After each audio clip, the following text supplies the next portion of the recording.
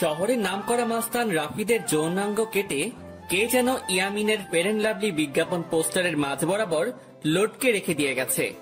পুরো শহরকে যেন তাক লাগিয়ে দিয়েছে এই বিষয়টা। সবাই রাস্তার মাঝে জড়সড় হয়ে বিজ্ঞাপন পোস্টারের দিকে অবাক দৃষ্টিতে তাকিয়ে আছে। কার এত ক্ষমতা বা বুকের পাঠা যে রাফিদের মতো মাস্তানের এমন দুর্ধর্ষ অবস্থা করেছে।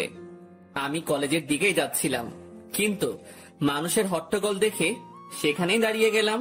একজন মানুষ থেকে জিজ্ঞেস করলাম, ভাই কি হয়েছে এখানে? আরে ভাই, দেখছেন না কি হয়েছে? শহরের নামকরা মাস্তান রাফিদের যৌনাঙ্গ কেটে কে যেন লটকে রেখেছে ফেয়ার অ্যান্ড লাভলি পোস্টারের মাঝে। শুধু তাই নয়, যে এমনটা করেছে যে তার একটা নামের কোলন ছেড়ে দিয়ে গেছে, যেটাতে লেখা আছে মাফিয়া গার্ল। লোকটার কথা শুনে থতমত খেয়ে গেলাম, কিন্তু লোকটাকে বুঝতে দিলাম না। ভাই, কে এই মাফিয়া গার্ল? তার বিষয়ে কোনো কিছু জানেন কি? ভাই, তার বিষয়ে আমি কেন, শহরের ডিবি পুলিশরাও তার খোঁজ বের করতে পারিনি। এমন ডেঞ্জারাস এই মাফিয়া গার্ল। আগের বারও লোকাল থানার ওসিকে এই অবস্থায় করে মেরেছিল। ভাই, তাহলে তো অনেক খাতারনাক একটা মানুষ এই মাফিয়া গার্ল। হ্যাঁ, অনেক খতরনাক সে। এবার আমি চললাম ভাই। কখন তার কানে পৌঁছে যায় যে আমি তাকে নিয়ে কথা বলছি, পরে সে আমারও এমন ভয়ঙ্কর অবস্থা করবে। ভাই, মাপও চাই, দোয়াও চাই। এমন বিধ্বংসভাবে মরার কোনো ইচ্ছে নেই আমার। তবে শেষে একটা কথা বলি, মাফিয়া গার্ল যেটা করেছে সেটা একদম ঠিক করেছে। কারণ এই রাফিদ অনেক অত্যাচার করেছে শহরের মানুষকে। এই জালিমের মজা বুঝিয়েছে মাফিয়া গার্ল। লোকটা চলে গেল, আমি এখনো সেখানে দাঁড়িয়ে আছি। আমার মাথায় খালি একটা জিনিসই ঘুরপাক খাচ্ছে, যে এমনটা করেছে তার আসলেই অনেক বড় বুকের পাঠা। কে এই মাফিয়া গার্ল? না, এই মাফিয়া গার্লের সাথে আমি দেখা করব। তখনই কলেজ ফ্রেন্ড শামীম ফোন দিল। কিরে বেটা, তুই কই রে? তাড়াতাড়ি কলেজ যায়। কেন, কিছু হয়েছে নাকি রে? তুই কি রাফিদের বিষয়ে কিছু শুনিসনি? হ্যাঁ শুনেছি, আর আমি তো সেখানে দাঁড়িয়ে আছি। বাবারে, কি কলিজা মাফিয়া গালের! এমন নাম করা নেতাকে সে এইভাবে কেলিয়ে দিল। আমার তো ভাবতে অবাক লাগছে। আচ্ছা, তুই তাড়াতাড়ি কলেজ যাই। কলেজেও এসব নিয়ে তোলপাড় চলছে, কারণ রাফিদ কলেজ নেতা ছিল। আচ্ছা, আমি আসছি, তুই একটু দাঁড়া। ফোনটা রেখে দিয়ে কলেজের উদ্দেশ্যে রওনা হলাম। মাথায় এখনো মাফিয়া গার্লের বিষয়টা ঘুরপাক খাচ্ছে। মাফিয়া গার্লকে নিয়ে ভাবতে ভাবতে কলেজে চলে গেলাম। কলেজে পৌঁছাতেই দেখি শামীম কলেজের গেইটে দাঁড়িয়ে আছে। যাক, তুই এসেছিস, কিন্তু আজ নাকি ক্লাস হবে না রাফিদের বিষয়টার জন্য। কি এক আতঙ্ক লাগিয়ে দিল মাফিয়া গার্ল! আল্লাহ! হ্যাঁ রে, সেই রকমের আতঙ্ক ছড়িয়ে দিয়েছে মাফিয়া গার্ল। তবে একদিকে ভালোই হয়েছে, রাফিদের মতো জানোয়ারকে সেই সাইজ করেছে। অনেক উড়েছিল বেটা, এবার উড়াউড়ি বন্ধ হয়ে গেছে চিরতরে। এজন্য বলে বেশি উড়া ভালো না। হ্যাঁ, রাফিদ অনেক পাওয়ার দেখাতো কলেজে, একদম শিক্ষা দিয়ে দিয়েছে মাফিয়া গার্ল। আচ্ছা, বাদ দে এখন ওসব কথা, চল নদীর পাড়ে গিয়ে আড্ডা দিব। ওকে চল। তারপর দুই বন্ধু মিলে চলে গেলাম নদীর পাড়ে। সেখানে গিয়ে দুই বন্ধু বসে বসে আড্ডা মারছি। হঠাৎই নজর পড়ল আমাদের অপোজিটে বসে থাকা একটা মেয়ের দিকে। সে ল্যাপটপ নিয়ে বসে বসে কি একটা যেন করছিল।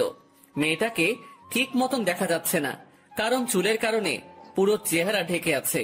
তবে যতটুকু দেখা যাচ্ছে শরীরের অঙ্গ, ততটুকু দেখে বুঝে গেলাম যে মেয়েটার গায়ের রং হুট পরিদের মতন। এই আকাশ, তুই ওদিক তাকিয়ে কি দেখছিস? আমি কত সময় ধরে বকবক করে চলেছি।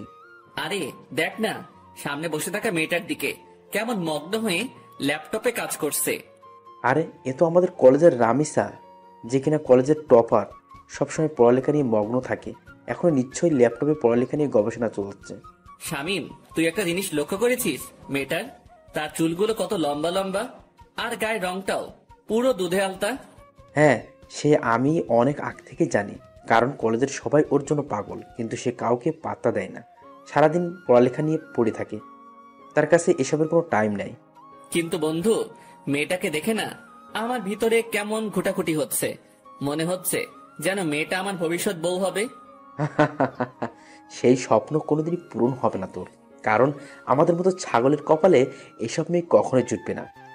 আরে জুটবে কি জুটবে না সেসব পরে দেখা যাবে, কিন্তু এখন চল না ওর সাথে একটু কথা বলে আসি। মনটা না কেমন যেন ছটফট করছে কথা বলার জন্য। আরে ভাই, তোর কি মনে হয় সে আমাদের সাথে কথা বলবে? ভাই তাও চল না প্লিজ। চল। শামীমকে নিয়ে মেয়েটার কাছে চলে গেলাম। মেয়েটার সামনে গিয়ে দাঁড়িয়ে আছি ছায়া মূর্তির মতন, কিন্তু তার যেন আমাদের দিকে কোনো খেয়ালই নেই। সে তার কাজে মগ্ন হয়ে আছে। এই দেখলি, দানবের মতন দুটো মানুষ আমরা তার সামনে এসে দাঁড়িয়ে আছি, কিন্তু আমাদের দিকে কোনো খেয়াল নেই। রামিসা এমনই, কারোর সাথে কথাই বলে না। আরে চুপ থাকতো, আমি কথা বলছি, দেখতে থাক। আমি গলায় বড় করে কাশি দিলাম, কিন্তু মেয়েটার কোনো রেসপন্সই দেখতে পেলাম না। মেয়েটা এখনো তার কাজে মগ্ন। এবার শরম লজ্জা ভেঙে সোজা ডাক দিলাম, এই যে শুনছেন। মেয়েটা আমার ডাক শুনে ল্যাপটপ থেকে মাথা তুলে তাকালো। এতটা সময় মেয়েটার চেহারা দেখা যাচ্ছিল না, কিন্তু এখন সে আমাদের দিকে তাকানোই পুরো স্পষ্ট দেখা যাচ্ছে চেহারা। মেয়েটাকে দেখে পুরো শরীর ঠান্ডা হয়ে গেল আমার। ও আল্লাহ, এটা তো মেয়ে না, এটা তো পরিপালক থেকে ভুল করে নেমে আসা কোনো হুটপড়ি। জি বলুন। আমি মেয়েটার দিকে চোখ বড় বড় করে তাকিয়ে আছি। আমার তো পুরো দুনিয়াদারি যেন নিমিষেই থমকে গেল। আমি চুপচাপ তাকিয়ে আছি মেয়েটার দিকে। তখনই সাইড থেকে শামীম ধাক্কা দিয়ে বলল, আরে আকাশ, তুই কোথায় হারিয়ে গেলি? হ্যাঁ, শামীমের কথায় হুঁশ ফিরে আসলো। না না, আমি এখানে আছি, কোথাও হারাইনি। না হারালে বোবার মতন ওর দিকে ড্যাব ড্যাব করে তাকিয়ে আসিস যে। শামীম কথা শেষ না করতেই পাশ থেকে মেয়েটা আবার বলে উঠলো, জি কিছু বলবেন? না না, কিছু বলবো না, আপনাকে শুধু চেয়ে চেয়ে দেখবো। মানে বুঝলাম না। আরে মানে আপনার সাথে একটু কথা বলতে চাই। জি বলুন, বললাম তো। আপনার পাশে কি একটু বসা যাবে? আগে পাশে বসে কি করবেন? কি বলতে এসেছেন সেটা বলে প্লিজ চলে যান। আমি এখন পড়া নিয়ে একটু বিজি আছি। আচ্ছা থাক, তাহলে অন্য একদিন বলবো। আচ্ছা। মেয়েটা আবার ল্যাপটপে মাথা গুজে দিল, আর আমি বোকার মতন সেখানে ঠায় দাঁড়িয়ে আছি। আমার যেন ভ্রুমি কাটছে না। মেয়েটাকে দেখার পর থেকে পুরোপুরি মাতাল হয়ে গেছি আমি। এই আকাশ, চল এবার। না, আমি যাব না, তুই যা। মানে কি আকাশ, এখানে দাঁড়িয়ে দাঁড়িয়ে কি করবি শুনি? মেয়েটাকে তাকিয়ে তাকিয়ে দেখবো। আকাশ, তোর মাথা কি খারাপ টারাপ হয়ে গেল নাকি? কি সব আবল তাবল বলছিস? হ্যাঁ হ্যাঁ, হয়তো হয়ে গেছে। ওহ আল্লাহ, কোন পাগলের পাল্লায় পড়লাম আমি। আচ্ছা শামীম, একটা কথা বলি। হ্যাঁ বল। আমার না মেয়েটাকে কোলে উঠিয়ে নিয়ে কাজী অফিসে দৌড় দিতে মন চাচ্ছে। ইচ্ছে করছে এখনই বউ বানিয়ে ফেলি মেয়েটাকে। একটা ঠাটিয়ে লাগিয়ে দিব তোর গালে, বেটা ফাজিল। চল তুই এখান থেকে। শামীম আকাশকে টেনে সেখান থেকে নিয়ে আসলো। শামীম, এমনটা না করলেও পারতিস, আর একটু দেখতে দিলে কি হতো মেয়েটাকে। একদম চুপ তুই। কি সব পাগলামো শুরু করছিস আকাশ? মাথায় তার কি ছিঁড়ে গেছে নাকি তোর? হ্যাঁ, দেখ বেটা, তুই আমার মনের দুঃখ বুঝলি না।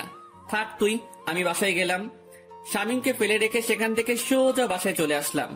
বাসায় এসে ব্যাগ রেখে ওয়াশরুমে চলে গেলাম। একটু পর ওয়াশরুম থেকে বের হয়ে না খেয়ে সোজা শুয়ে পড়লাম। মেয়েটাকে দেখার পর থেকে যেন খাওয়া দাওয়ার সমস্ত রুচি উঠে গেছে আমার। বিছানায় শুয়ে শুয়ে মেয়েটার কথা ভাবতে লাগলাম। মেয়েটাকে নিয়ে ভাবতে ভাবতে কখন যে ঘুমিয়ে গেছি আল্লাহ জানে। এক ঘুমে রাত হয়ে যায়, তাও ঘুম ভাঙেনি আমার। শামীম ফোন দিয়ে ঘুম ভাঙিয়েছে। আকাশ তুই কি করছিস রে? আরে ঘুমাচ্ছি। হ্যাঁ, এমনটাই করবি। এদিকে দুনিয়াদারি পুরো ধ্বংস হয়ে যাচ্ছে, আর তুই পরে পরে ঘুমাচ্ছিস, বেটা বলদ। আরে কি হয়েছে? তাড়াতাড়ি ইউটিউব ওপেন কর। একটা চ্যানেল থেকে মাফিয়া কার লাইভ এসেছে, আমি তোকে লিংক দিয়ে দিচ্ছি। কি? তাড়াতাড়ি লাফ দিয়ে বিছানা ছেড়ে উঠে পড়লাম। তারপর ফোনের ডাটা অন করে শামীমের দেওয়া লিঙ্কটা থেকে ইউটিউবে প্রবেশ করলাম। ইউটিউবে প্রবেশ করতেই দেখি মাফিয়া গার্ল লাইভে এসেছে। চেহারা দেখা যাচ্ছে না, পুরো মুখ ঢাকা তার। আর তার থেকে বড় কথা, মেকানিক্যাল একটা অটো ভয়েস থেকে সে লাইভে এসেছে। দেখুন, সবার উদ্দেশ্য করেই বলছি, আমাকে ধরা তো দূরের কথা, সেসব কিছু নিয়ে চিন্তা করলেও ঘাট থেকে মস্তক আলাদা করে দিব আমি। আর আজকে লাইভে আসার উদ্দেশ্য হলো নেতা রাফিদের ব্যাপারে কিছু জানানোর আছে আপনাদেরকে। রাফিদ এখনো জীবিত, কিন্তু আজ তার শেষ দিন।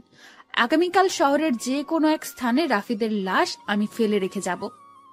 তার লাশ উদ্ধার করে নিয়ে যাওয়ার অনুরোধ রইল ডিবি পুলিশের কাছে। আর সর্বশেষে আমি আবারও বলছি, মাফিয়া গার্লের সন্ধান কেউ করতে যাবেন না, তাহলে কিন্তু রক্তের বন্যা বয়ে যাবে দেশে। তারপর ধুম করে লাইভ কেটে দিল।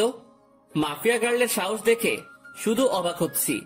না, মাফিয়া গার্লকে যে করেই হোক আমি খুঁজে বের করব। মাফিয়া গার্লের এই লাইভ পুরো দেশে ভাইরাল হয়ে গেল। এক লাইভে যেন পুরো আতঙ্ক ছড়িয়ে গেল মানুষের মনে। সবার মুখে মুখে মাফিয়া গার্ল আর মাফিয়া গার্ল। কে এই মাফিয়া গার্ল?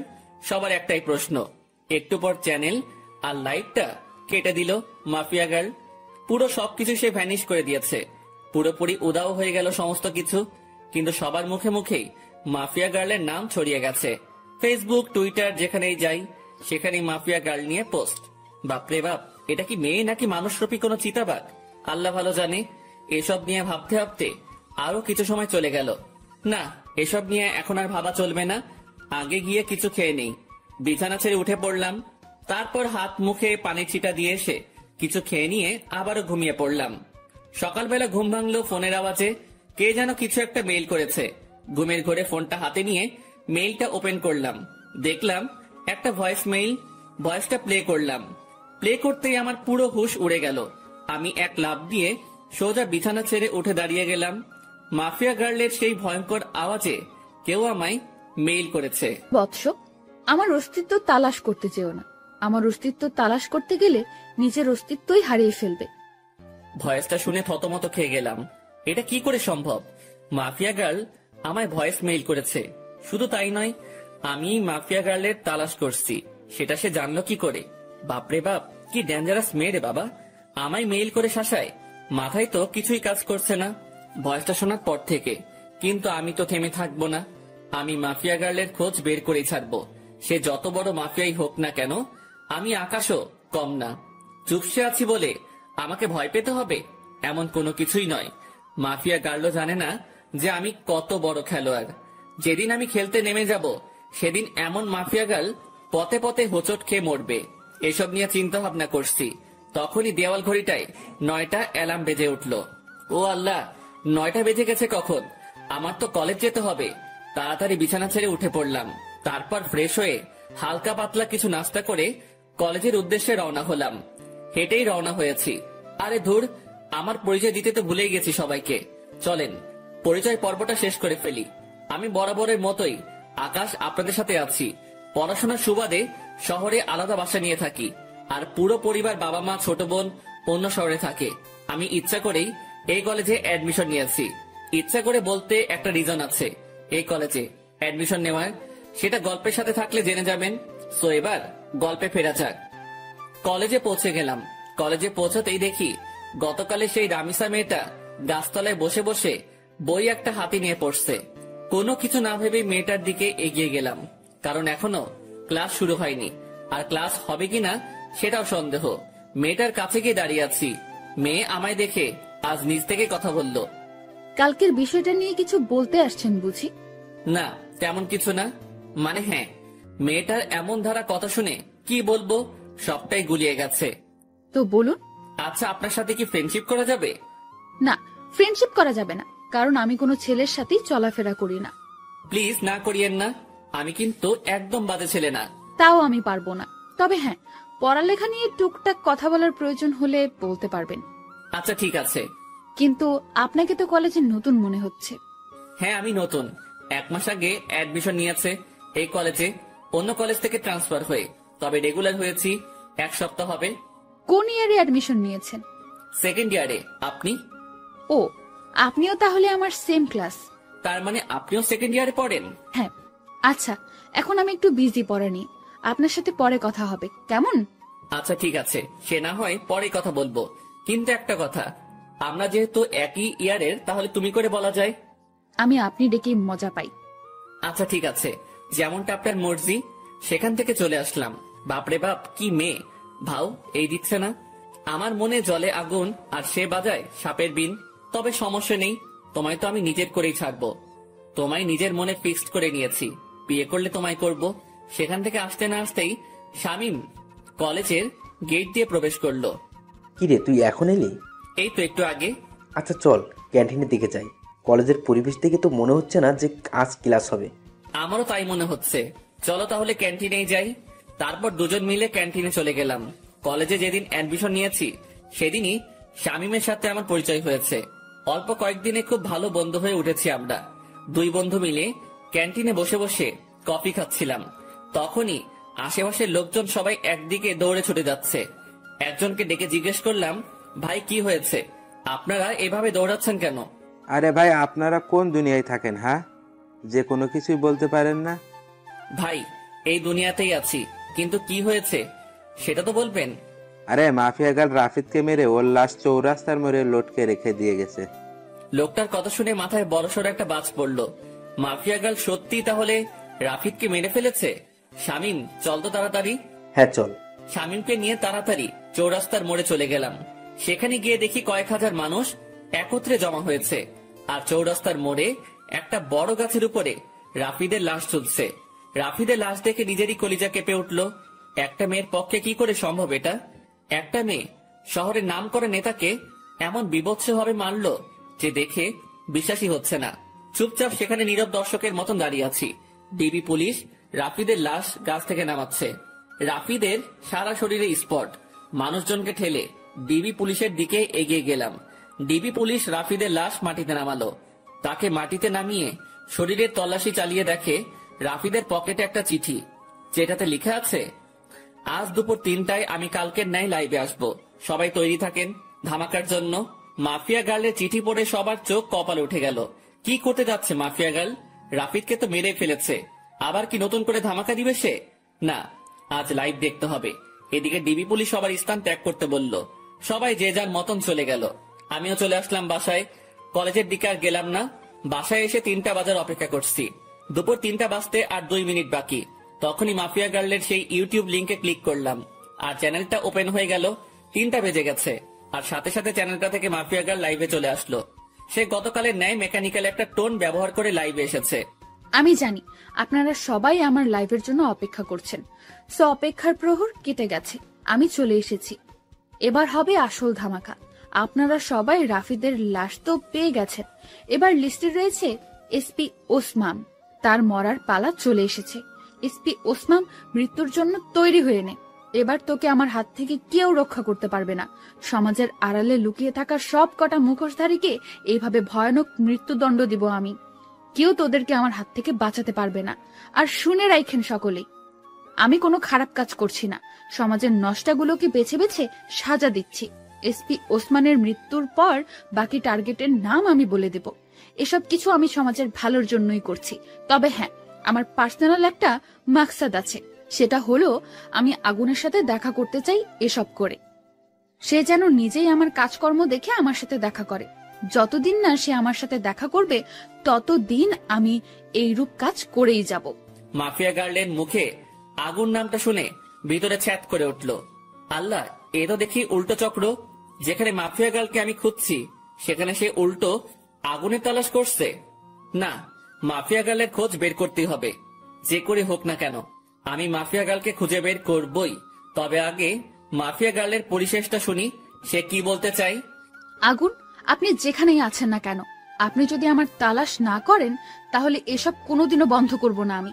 একটা কোডিং দিয়ে গেলাম আমার, 2244। এই কোডিংটা আপনি ছাড়া কেউ বুঝবে না, সো নিজেই আমার খোঁজ বের করুন। মাফিয়া গার্লের কোডিং শুনে আরো মাথা খারাপ হয়ে গেল। মাফিয়া গার্ল চাইছেটা কি? কিছুই তো মাথায় কাজ করছে না। সে আগুনের সাথে দেখা করতে চায়, তার উপরে আবার সে নিজের লিড কোড ইউজ করছে। মাথা তো পুরো কাজ করা বন্ধ করে দিয়েছে, আর কিছুই যেন ভাবতে পারছি না। মাথা পুরো জ্যাম হয়ে গিয়েছে। মাফিয়া গার্ল লাইভ কেটে দিয়ে বের হয়ে গিয়েছে।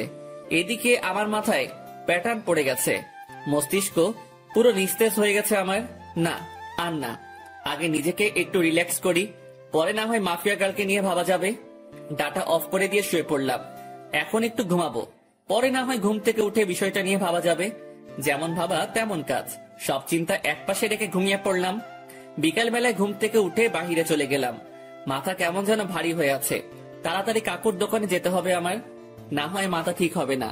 ওনার দোকানে গিয়ে চা খেয়ে আগে মাথা ঠিক করতে হবে। কাকুর দোকানে গিয়ে চায়ের অর্ডার করলাম। মাথার জ্যাম মোটামুটি ছুটেছে মনে হচ্ছে। চা খেয়ে শরীরটা চাঙ্গা লাগছে একটু। হ্যাঁ, এবার শান্ত মাথায় ভাবি মাফিয়া গার্লের কথা। আচ্ছা, মাফিয়া গার্ল আমার খোঁজ কেন করছে? কি চাই সে আমার কাছে? আর কেনই বা সে এসব কর্মকাণ্ড করছে? দেশে তো প্রশাসন আছে দুর্নীতিবাজদেরকে শাস্তি দেওয়ার জন্য, তারপরেও কেন মাফিয়া গার্ল আইনের বিপক্ষে যাচ্ছে? হাজারটা প্রশ্ন নিজেকে নিজে ছুড়ে মারলাম। এবার আমার শান্ত মস্তিষ্ক ধীরে ধীরে সব কয়টা প্রশ্নের উত্তর খোলাসা করতে লাগলো। দেখো, দেশে যে অবস্থা তা কোনোদিন শুধরাবে না। একটার পর একটা দুর্নীতিবাজ পয়দা হয়ে যাবে, কখনো তাদেরকে থামানো যাবে না। নিজের মনের উত্তরের সাথে মাফিয়া গালের কর্মকাণ্ডের জাজমেন্ট করলাম। পরিশেষে যা বুঝতে পেলাম, হ্যাঁ, মাফিয়া গাল একদিকে ঠিকই করছে, তাদের শাস্তি হয় না, সে তাদেরকে শান্তি দিচ্ছে। এমন একটা মানুষের এই অভাব ছিল দেশে, কিন্তু একটা জিনিসের উত্তর কোনোভাবেই পেলাম না। মাফিয়া গার্ল আমার খোঁজ করছে কেন, কি চায় সে আমার কাছে, এটার উত্তর আমার জানতেই হবে। তবে তার জন্য মাফিয়া গার্লকে দরকার আমার। হ্যাঁ, মাফিয়া গার্লকে দরকার আমার। মাফিয়া গার্ল, তুমি অপেক্ষায় থাকো, জলদি দেখা হচ্ছে তোমার সাথে। কাকুর দোকান থেকে উঠে চলে এলাম। ভিতরে খালি একটা জিনিসই কাজ করছে, মাফিয়া গার্লের খোঁজ বের করা। হ্যাঁ, সেটা আমি অতি শীঘ্রই বের করে ফেলবো। তারপর হবে আসল খেলা। যদি অসাধু কোনো মতলব থাকে আগুনকে নিয়ে মাফিয়া গার্লের, তখন মাফিয়া গার্ল বুঝতে পারবে যে কত ধানে কত চাল। আগুনও কোনো ফেলনার জিনিস না, সেটা সে তখন হারে হারে টের পাবে। তবে তার একটা হেস্তনেস্ত করবই আমি। সে আগুনকে হয়রানি করিয়েছে, সে জানে না যে সে আগুন নিয়ে খেলা করছে। যে আগুন বছর 3 আগে জ্বলে উঠেছিল, সেদিন কয়েক শতাধিক মানুষের চোখে মুখে ছিল কান্না, আর আতঙ্কে ছিল পুরো দেশ। আর সে আগুনকে মাফিয়া গার্ল নামক 2 দিনের একটা মেয়ে ফোর্স করে দেখা করার জন্য। এটার মজা তাকে বুঝাবো আমি। এসব নিয়ে ভাবতে ভাবতে বাসায় চলে এলাম। বাসায় এসে কিছু সময় বই নিয়ে ঘাটাঘাটি করে উঠে পড়লাম। তারপর খেয়ে দিয়ে বিছানায় পিঠ এলিয়ে দিলাম। শুয়ে শুয়ে ফেসবুকিং করছি, নিউজ ফিড ঘাটছিলাম। তখনই মাফিয়া গার্লকে নিয়ে একটা পোস্ট সামনে এলো। কে যেন গ্রুপে মাফিয়া গার্লকে নিয়ে পোস্ট করেছে। পোস্টের ক্যাপশনে লেখা, mafia girl is the best women in the world. ইস, আমিও যদি মাফিয়া গার্লের মতন হতে পারতাম। পোস্টটা দেখে একটা রিয়াকশন মনে পড়লো, বাবা গো বাবা, টুরু লাভ। আরে বেটা, তোর যদি এতই মাফিয়া গার্লের মতন হওয়ার ইচ্ছা, তাহলে লিঙ্গ পরিবর্তন করে মাফিয়া গার্লের মতন কাজকর্ম শুরু করলেই পারিস। যত সব বিরক্তিকর পোস্ট, মাথা পুরো বিগড়ে যাচ্ছে মানুষের আহ্লাদ দেখে। কি যে পেয়েছে মানুষ মাফিয়া গার্লকে নিয়ে, আল্লাহ। যেখানে যাই সেখানেই মাফিয়া গার্ল আর মাফিয়া গার্ল, পুরো ডিসকাস্টিং। বাঙালি কিছু একটা পেলেই ভার্চুয়াল জগতে তোলপাড় শুরু করে দেয়, বিশেষ করে ফেসবুকে। বিরক্ত নিয়ে ফেসবুক থেকে বের হয়ে আসলাম। তারপর ঘুমিয়ে গেলাম। পরের দিন সকালবেলায় উঠে কলেজে চলে গেলাম, কিন্তু আমি আমার খোঁজ চালু করে দিয়েছি। মাফিয়া গার্লের খোঁজ করতে করতে 2-1 দিন কেটে গেল। অনেক চেষ্টা চালিয়েছি মাফিয়া গার্লের খোঁজ বের করার, কিন্তু কোনো রকমেই খোঁজ বের করতে পারলাম না। কিন্তু আমি হাল ছাড়বো না। তবে একটা কথা, আমি যদি পাওয়ার খাটাই তাহলে ঘন্টা খানিকের মধ্যে মাফিয়া গার্লের খোঁজ পেয়ে যাব আমি। কারণ আমার জন্য কোনো কিছুই অসম্ভব নয়। আমি সেই খতরনাক খেলাড়ি যে কিনা অনেক বড় বড় মাপের মানুষের হাল খারাপ করে দিয়েছি। আমি সেই আগুন। আমি একবার হাতের ইশারা করলেই মাফিয়া গার্লকে আমার সামনে নিয়ে চলে আসবে আমার ছেলে পেলে। কিন্তু আমি চাই না পাওয়ার খাটাতে, আমি চাই নিজের বলে ওকে বের করব। আর তাছাড়া পাওয়ার খাটাতে গেলে আমার অতীত সামনে চলে আসবে, কিন্তু আমি চাই না আমার অতীত সামনে আসুক। তাই চুপিসারে খোঁজ চালাতে থাকলাম। এভাবে আরো কয়েকটা দিন কেটে গেল। আমি মাফিয়া গার্লের খোঁজ চালু রাখলাম। এখনো তাকে বের করতে পারিনি। তবে হঠাৎ একদিন আরেকটা ভয়ঙ্কর ঘটনা সামনে এলো। মাফিয়া গার্ল সেই এসপি কে মেরে ফেলেছে। শুধু তাই নয়, রাফিদের থেকে বিভৎসভাবে মেরেছে তাকে। এসপি কে মেরে তার যৌনাঙ্গ কেটে মুখের সাথে সেলাই করে দিয়ে কারেন্টের খাম্বায় লটকে রেখেছে। সাথে গলার মধ্যে একটা নেম প্লেট ঝুলিয়ে দিয়েছে, যাতে লেখা আছে, আমি এসপি এনামুল, দুর্নীতির জন্য আজ আমার এমন ভয়াবহ মৃত্যু হয়েছে। এবার তো আরো আতঙ্ক ছড়িয়ে গেল। আগেরবার রাফিদ, এবার প্রশাসনিক কর্মকর্তা। এমন কর্মকাণ্ড করে মাফিয়া গার্ল এবার আরো ভাইরাল হয়ে গেল দেশে। এদিকে আমার মাথায় তো বাজ পড়েছে মতন অবস্থা। না, এবার আর চুপ থাকবো না। মাফিয়া গার্লকে এবার টেনে হেসড়ে বের করে আনবো আড়াল থেকে। আমি এসব নিয়ে ভাবছিলাম, তখনই শামীমের ফোন। কিরে, তুই কই রে? চৌরাস্তার মোড়। কেন? রামিসা তোর খোঁজ করছে, তাড়াতাড়ি কলেজে যাই। হঠাৎ রামিসা আমার খোঁজ করলো কেন? তা আমি জানবো কি করে? তুই কলেজে এসে ওর খোঁজ জেনে নে, সে কেন তোর খোঁজ করছে। ওকে, আমি আসছি। ফোনটা রেখে দিয়ে কলেজের উদ্দেশ্যে রওনা দিলাম। আজ 2 দিন কলেজে যাওয়া হচ্ছে না, কারণ শরীর একটু অসুস্থ। তার থেকে বড় কথা, মাফিয়া গার্লের খোঁজ করছি আমি। কিন্তু এখন শামীম ফোন দিয়ে যেতে বলল। তাড়াতাড়ি কলেজে চলে গেলাম। কিরে, রামিসা কই? ওই যে ওই দিকটাতে বসে আছে। আচ্ছা, আমি দেখে আসছি। কেন ডেকেছে সে? শামীমকে রেখে রামিসার কাছে চলে গেলাম। এই যে, কেন খোঁজ করেছো আমায়? কেন, আপনি জানেন না? আমি জানবো কি করে যে তুমি আমার কেন খোঁজ করেছো? আমাকে একটা অ্যাসাইনমেন্ট দেখিয়ে দিতে বলেছিলেন যে, মনে নেই? সেটা আমি করে এনেছি বাসা থেকে। Oh my god, Ramisa, sorry sorry sorry. আমি আসলে সত্যিই ভুলে গিয়েছিলাম জিনিসটা। পাঠকটা হয়তো ভাবছেন যে তাকে আমি কখন অ্যাসাইনমেন্ট দেখিয়ে দিতে বলেছি আর তার সাথে আমার কথা হলো কি করে। আসলে হলো যে সে আমায় যখন বলেছে পড়াশোনার বিষয় নিয়ে চাইলে বন্ধুত্ব করতে পারে সে, তারপর তার সাথে আমি সেই রূপ বন্ধুত্ব করি। কারণ কোনো কিছু হতে হলে তার সাথে আগে মিশতে হবে আমাকে, তাই আমি পড়াশোনার বাহানা দিয়ে তার সাথে মিশেছি। অনেক কষ্ট হয়েছে তার সাথে মিশতে। শুরুতে তো রাজি হয়নি, পরে পড়াশোনার বুঝিয়ে নেওয়ার বাহানা করে মিশেছি। এই যে কি হলো, চুপ হয়ে গেলেন যে? আরে না, তেমন কিছু না। আচ্ছা নেন খাতাটা, এটার মধ্যে আমি করে দিয়েছি। অনেক অনেক ধন্যবাদ রামিসা।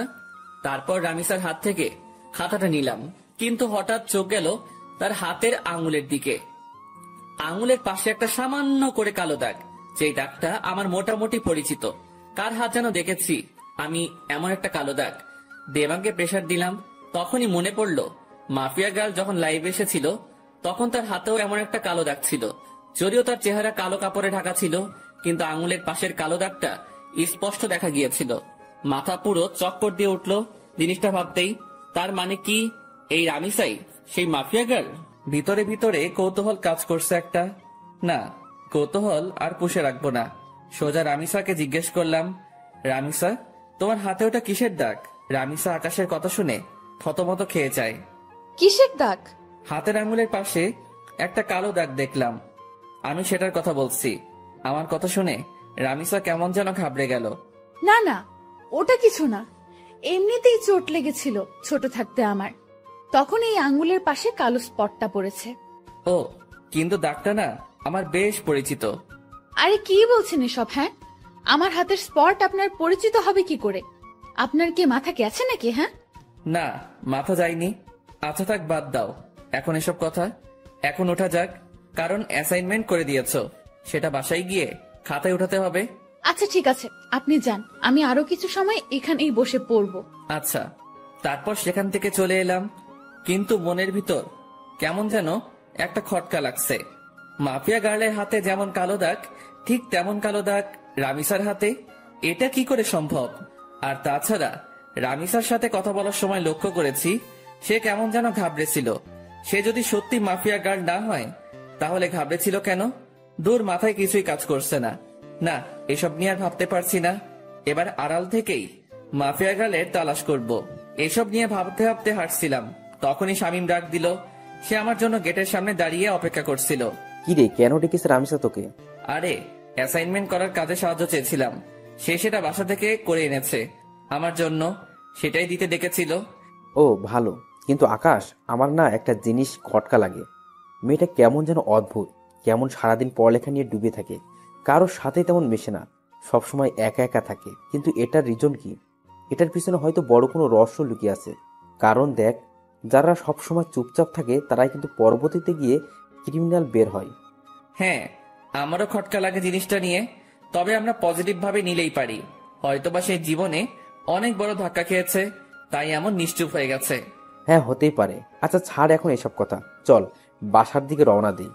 ওকে চল। শামীমের সাথে কথা বলে বাসায় চলে গেলাম। সে তার বাসায় গিয়েছে আর আমি আমার বাসায়। বাসায় এসে ফ্রেশ হয়ে খেয়ে নিলাম। হোটেলের বয় এসে খাবার রেখে দিয়ে চলে গেছে। খেয়ে দিয়ে বিছানায় গায়ে দিয়ে দিলাম।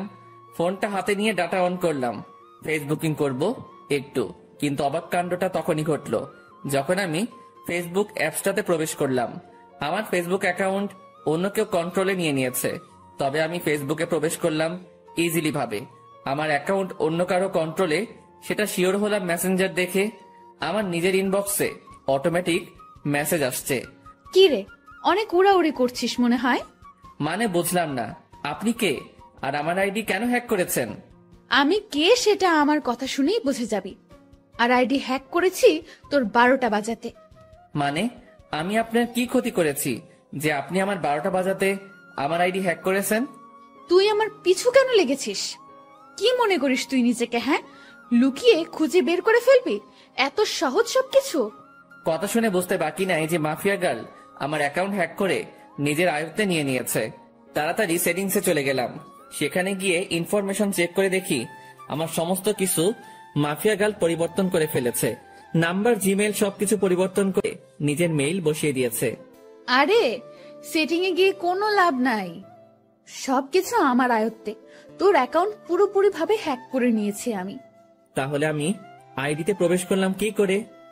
আমি চেয়েছি তাই তুই প্রবেশ করতে পেরেছিস, কারণ আমি সবকিছু পরিবর্তন করলেও CLI লগ আউট মারিনি, তাই তুই প্রবেশ করতে পেরেছিস। মারেননি কেন? কারণ আমি চেয়েছিলাম তোর সাথে কথা বলবো, তাই তোর আইডি আয়ত্তে নিয়ে তোর নিজের ইনবক্সেই তোর সাথে কথা বলছি। এত ওরা ভালো না, মাথায় রাখবেন। যেই পাখির ডানা বেশি বড় হয়ে যায় সেই পাখির উঠতে সমস্যা হয়। উঠছিস তো তুই নিজে, তুই আমার খোঁজ করতে উঠে পড়ে কেন লেগেছিস? কি মরার শখ গজিয়েছে? অসাধারণ জোকস, হাসি আসলো আপনার কথা শুনে। হাসি বের করে দিব, টেনশন নিস না। মরার জন্য এত উতাল পাতাল হচ্ছিস তো, সেই শখ আমি পূরণ করে দিব। সবে মাত্র অ্যাকাউন্ট হ্যাক করেছি, আর একটু ধৈর্য ধর, তারপর তুই নিজেই হ্যাক হয়ে যাবি। এই জোকসটা আরো সেরা ছিল, তবে আমার একটু হাসি আসেনি এবার, কারণ এমন আবাল সাবাল আমি গুনি না। আর আপনি যত বড় মাফিয়া হন না কেন, সেসব আমার দেখার বিষয় না। সো আমার ভয় দেখাতে আসিয়েন না। আপনার মতন অনেক বড় বড় খিলাড়ি দেখেছি আমি। সো ফাও ফাও পাগলামো না করে নিজের মতন থাকেন, না হয় নিজের বিপদ নিজেই ডেকে আনবেন। তুই মনে হয় আমার সম্পর্কে ভালো করে না জেনে কথা বলছিস। আপনার সম্পর্কে না জেনে কথা বলছি না, বরং আপনি আমার সম্পর্কে না জেনে কথা বলছেন। শুনেন, কারোর সাথে পাঙ্গা নেওয়ার আগে দেখে শুনে নিবেন, না হয় পরে দেখা যাবে বিপরীত পক্ষ বাপ লেভেলের মানুষ। সব বুঝে শুনে পাঙ্গা নেন। বাপ না চিনে পাঙ্গা নিতে আসবেন তো সোজা বাসমারা খাবেন। হারামির বাচ্চা, তুই সত্যিই মরবি। মাফিয়া গার্লের সাথে বেয়াদবি করার ফল তুই পাবি। তোর প্রথম সাজা স্বরূপ আইডিটা চিরতরে পাবি না, বাকি তোকে পরে আমি সাইজ করব। এতটা সময় ভালো করে কথা বলেছি, কিন্তু এখন আর না। তুইও শুনে রাখ, বাপ না চিনে আবলামি করার কারণে কিক দিয়ে সোজা দুনিয়া ছাড়া করব তোকে। আর কি বলি তুই, আমার ফেসবুক অ্যাকাউন্ট আমি আর পাবো না? তাহলে চ্যালেঞ্জ দিয়ে বললাম, 10 মিনিটে তোর থেকে ফেসবুক অ্যাকাউন্ট আমি আমার কন্ট্রোলে নিব। দেখি পারলে আমায় আটকে দেখা। রেগে মেগে মোবাইলটা ছুঁড়ে মারলাম। তারপর বিছানা ছেড়ে উঠে গিয়ে টেবিলের উপরে থাকা ল্যাপটপটা ওপেন করে অটো কোডিং দিয়ে ফেসবুকটা ফিরিয়ে আনলাম। এটা করতে পুরোপুরি 10 মিনিটও লাগেনি। আবার মাফিয়া গার্ল আমার সাথে টক্কর দিতে আসে। তারপর ফেসবুকটাকে সিকিউরিটি করে বের হয়ে আসলাম। কোনোদিন যদি মাফিয়া গার্লকে সামনে পাই, গাল দুটো লাল করে দিব সোজা। অ্যাকাউন্ট সিকিউরিটি করে আবারও শুয়ে পড়লাম। এবারে শোয়াতে কখন যে ঘুমিয়ে গেছি তা বলতে পারবো না। বিকালবেলায় শামীম ফোন দিয়ে ঘুম ভাঙায়। আকাশ, চল আজ কোথাও গিয়ে ঘুরে আসি। বেটা ঘুম থেকে তুলে বলেছিস ঘুরতে যেতে? কত আরামের ঘুমটাই না গিয়েছিলাম। এই রাখ তোর ঘুম, 10 মিনিটের মধ্যে তামান্না আবাসিকের সামনে আসবি। শালা গরু, ঘুমটাই মাটি করে দিয়েছিস পুরো। ওকে দাঁড়া, আসছি। তারপর ফোন রেখে দিয়ে গায়ে শার্ট লাগিয়ে নিলাম। তারপর জায়গা মতন চলে গেলাম। সেখানে গিয়ে দেখি শামীম আগে থেকে হাজির। বাহ, মহারাজ এসেছেন। তোর বেটা, শান্তির ঘুমটা শেষ করলি আমার। হ্যাঁ, তোমার শান্তির ঘুম এই খালি নষ্ট করে মানুষ। বেলা বাজে কয়টা আর তুমি পড়ে পড়ে ঘুমাও? গরু দামড়া পাঠা, বউ জুটবে না তোর। ওকে, না জুটলে নাই, চল এখন ঘুরে আসি। ওকে চল। তারপর দুজন মিলে ঘুরতে চলে গেলাম। অনেক রাত পর্যন্ত দুজন মিলে ঘোরাঘুরি করেছি। রেস্টুরেন্টেও খেয়েছি। সমস্ত বিল শামীম দিয়েছে। রাত বাজে 10টা। ঘোরাঘুরি শেষ করে দুজন দুজনের বাসায় চলে এলাম। বাসায় এসে হাত মুখ ধুয়ে ফ্রেশ হয়ে শুয়ে পড়লাম। শরীর অনেক ক্লান্ত, তাই শুতেই ঘুমিয়ে গেছি। সকালবেলায় ঘুম থেকে উঠে রেডি হয়ে কলেজে চলে গেলাম। কলেজে গিয়ে দেখি গেটের মধ্যে রামিসা দাঁড়িয়ে আছে। সে আমাকে দেখতে পেয়ে, যাক, ভালোই হয়েছে, চলেন আমার সাথে, আমার কিছু কথা আছে। বাহ, আজ সূর্য কোন দিকে উঠেছে। আচ্ছা চলো। দুজনে একপাশে চলে গেলাম। হ্যাঁ, এবার বলো। আমি আপনার সাথে বন্ধুত্ব করতে চাই। রামিসার কথা শুনে সত্যি মনে হচ্ছে সূর্য আজ উল্টো দিকে ধরে উঠেছে। এই এই কি হয়েছে বলো তো? তুমি আজ নিজ থেকে আমার সাথে ফ্রেন্ডশিপ করতে চাইছো, কারণ কি? তুমি তো পড়ার বিষয় ছাড়া কোনো কিছু নিয়ে কথা বলতে বারণ করেছো। দেখুন, আসলে আমার জীবনে অনেক বড় একটা ধাক্কা খেয়েছি আমি, তাই কাউকেই আর বিশ্বাস করতে পারি না আমি। অনেক ভয় হয় আমার, কিন্তু আপনাকে আমার অনেক বিশ্বাস হয়, তাই আমি আপনার সাথে বন্ধুত্ব করতে চাই। কি নিয়ে ধাক্কা খেয়েছো? তা না হয় পরে কোনো একদিন বলবো না। এখন কি বন্ধুত্ব করবেন আমার সাথে? আচ্ছা। আচ্ছা মানে কি ধরে নিব আমি? বন্ধুত্ব করেছেন? হ্যাঁ, কিন্তু তাহলে তুমি আমায় আপনি বলতে পারবে না, তুমি করে বলতে হবে। ওকে, আপনি বলবো না, তুমি করেই বলবো। রামিসার সাথে বন্ধুত্ব হয়ে কি যে খুশি লাগছে তা বলে বোঝাতে পারবো না। কারণ ভালোবাসার প্রথম ধাপ বন্ধুত্ব। রামিসার সাথে আমার সেটাই হয়েছে। এর মাঝে কয়েকটা দিন কেটে গেছে। ধীরে ধীরে দুজনের বন্ধুত্ব আরো গভীর হয়ে গেল। দুজন দুজনের অনেকটা ক্লোজ চলে এসেছি। সে আমার সাথে বন্ধুর মতোই আচরণ করে, কিন্তু আমার আচরণে তাকে যে আমি ভালোবাসি সেটা তাকে বোঝানোর ট্রাই করি। তবে সবকিছুর ভিড়ে মাফিয়া গার্ল আমার মন থেকে সরেনি। তাকে এখনো খোঁজ করে বেড়াচ্ছি আমি, কিন্তু কোনো খোঁজই পাইনি তার। তবে রামিসাকে আমার কিছুটা সন্দেহ হয়, কারণ তার হাতের কালো দাগটা মাফিয়া গার্লের সাথে মিলে। কিন্তু তাকে কখনো আমি কিছু জিজ্ঞেস করিনি, কারণ সে যদি না হয় পরে আরেক বিপাকে পড়তে হবে আমাকে। তবে যেদিন সত্যি মাফিয়া গার্লের খোঁজ পাবো সেদিন তাকে ধরবো। সেটা যদি রামিসাও হয় তাহলেও তাকে ধরবো। এভাবেই দিন কাটতে থাকে। একদিন সকালবেলা ঘুম থেকে উঠে কলেজে যাওয়ার জন্য ফ্রেশ হচ্ছি। ব্রাশ হাতে নিয়ে ওয়াশরুমে দাঁড়িয়ে দাঁড়িয়ে দাঁত ব্রাশ করছিলাম। হঠাৎই ওয়াশরুমের আয়নায় কিছু একটা চোখে পড়লো। ভালো করে লক্ষ্য করে দেখলাম আমার পিছন বরাবর মাস্ক পরে কেউ একজন দাঁড়িয়ে আছে।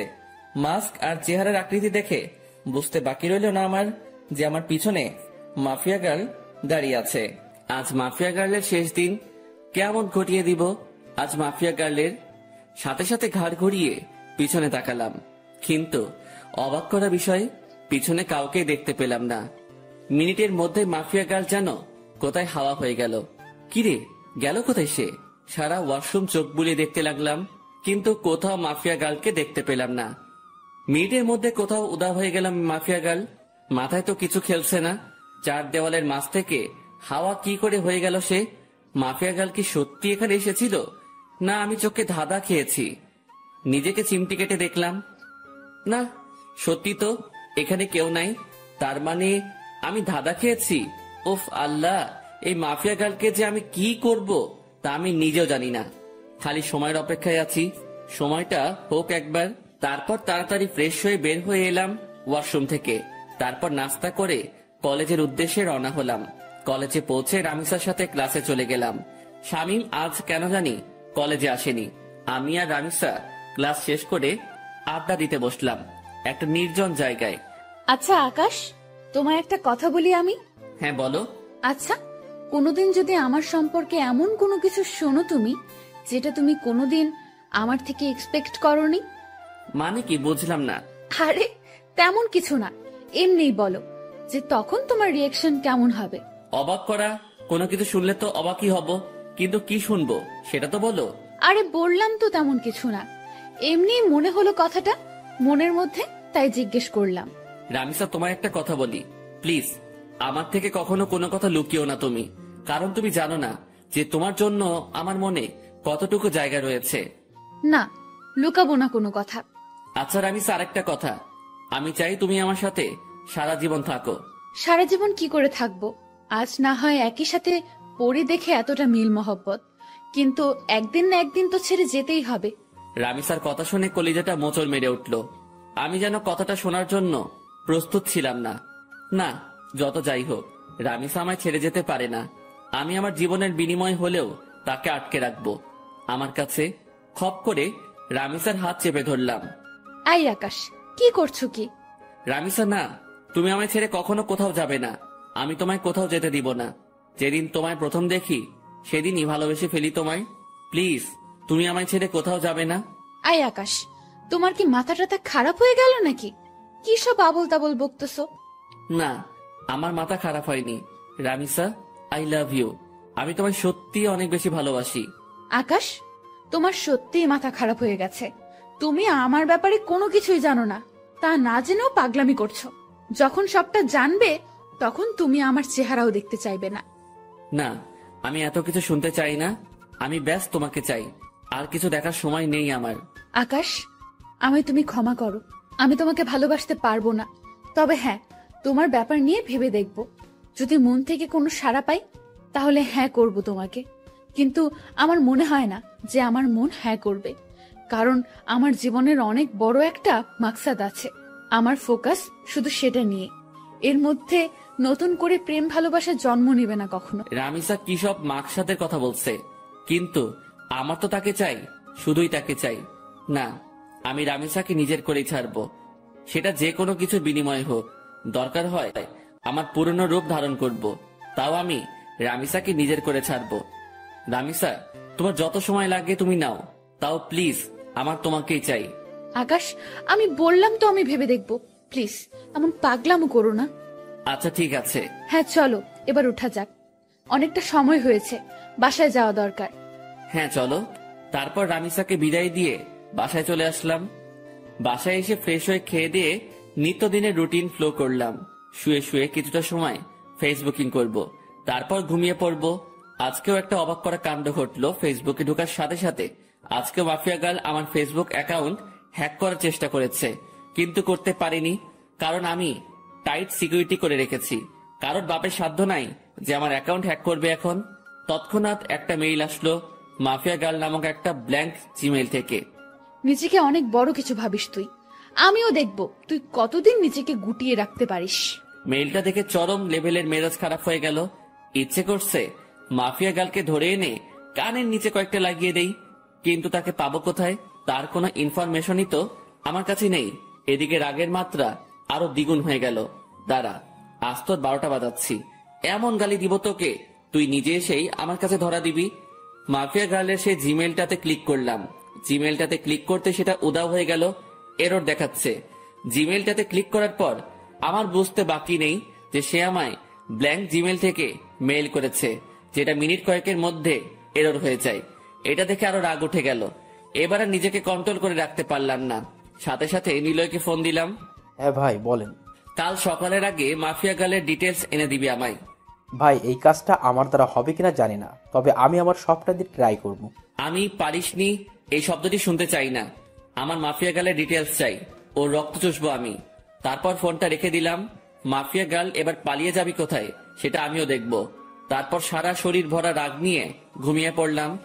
বিকেল বেলায় ঘুম থেকে উঠে ফ্রেশ হয়ে কাকুর দোকানে চলে এলাম। কাকুর দোকানে বসে চা খাচ্ছি, তখনই পাশের কয়েকজন মানুষ বসে আলোচনা করছিল। আজ মাফিয়া গার্ল নাকি আবার লাইভে এসেছিল।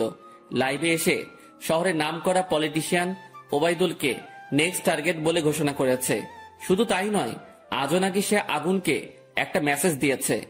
আগুন যদি অতি শীঘ্রই তার সাথে যোগাযোগ না করে, তাহলে সে শহরের সব কয়টা দুর্নীতিবাজকে একে একে মেরে ফেলবে।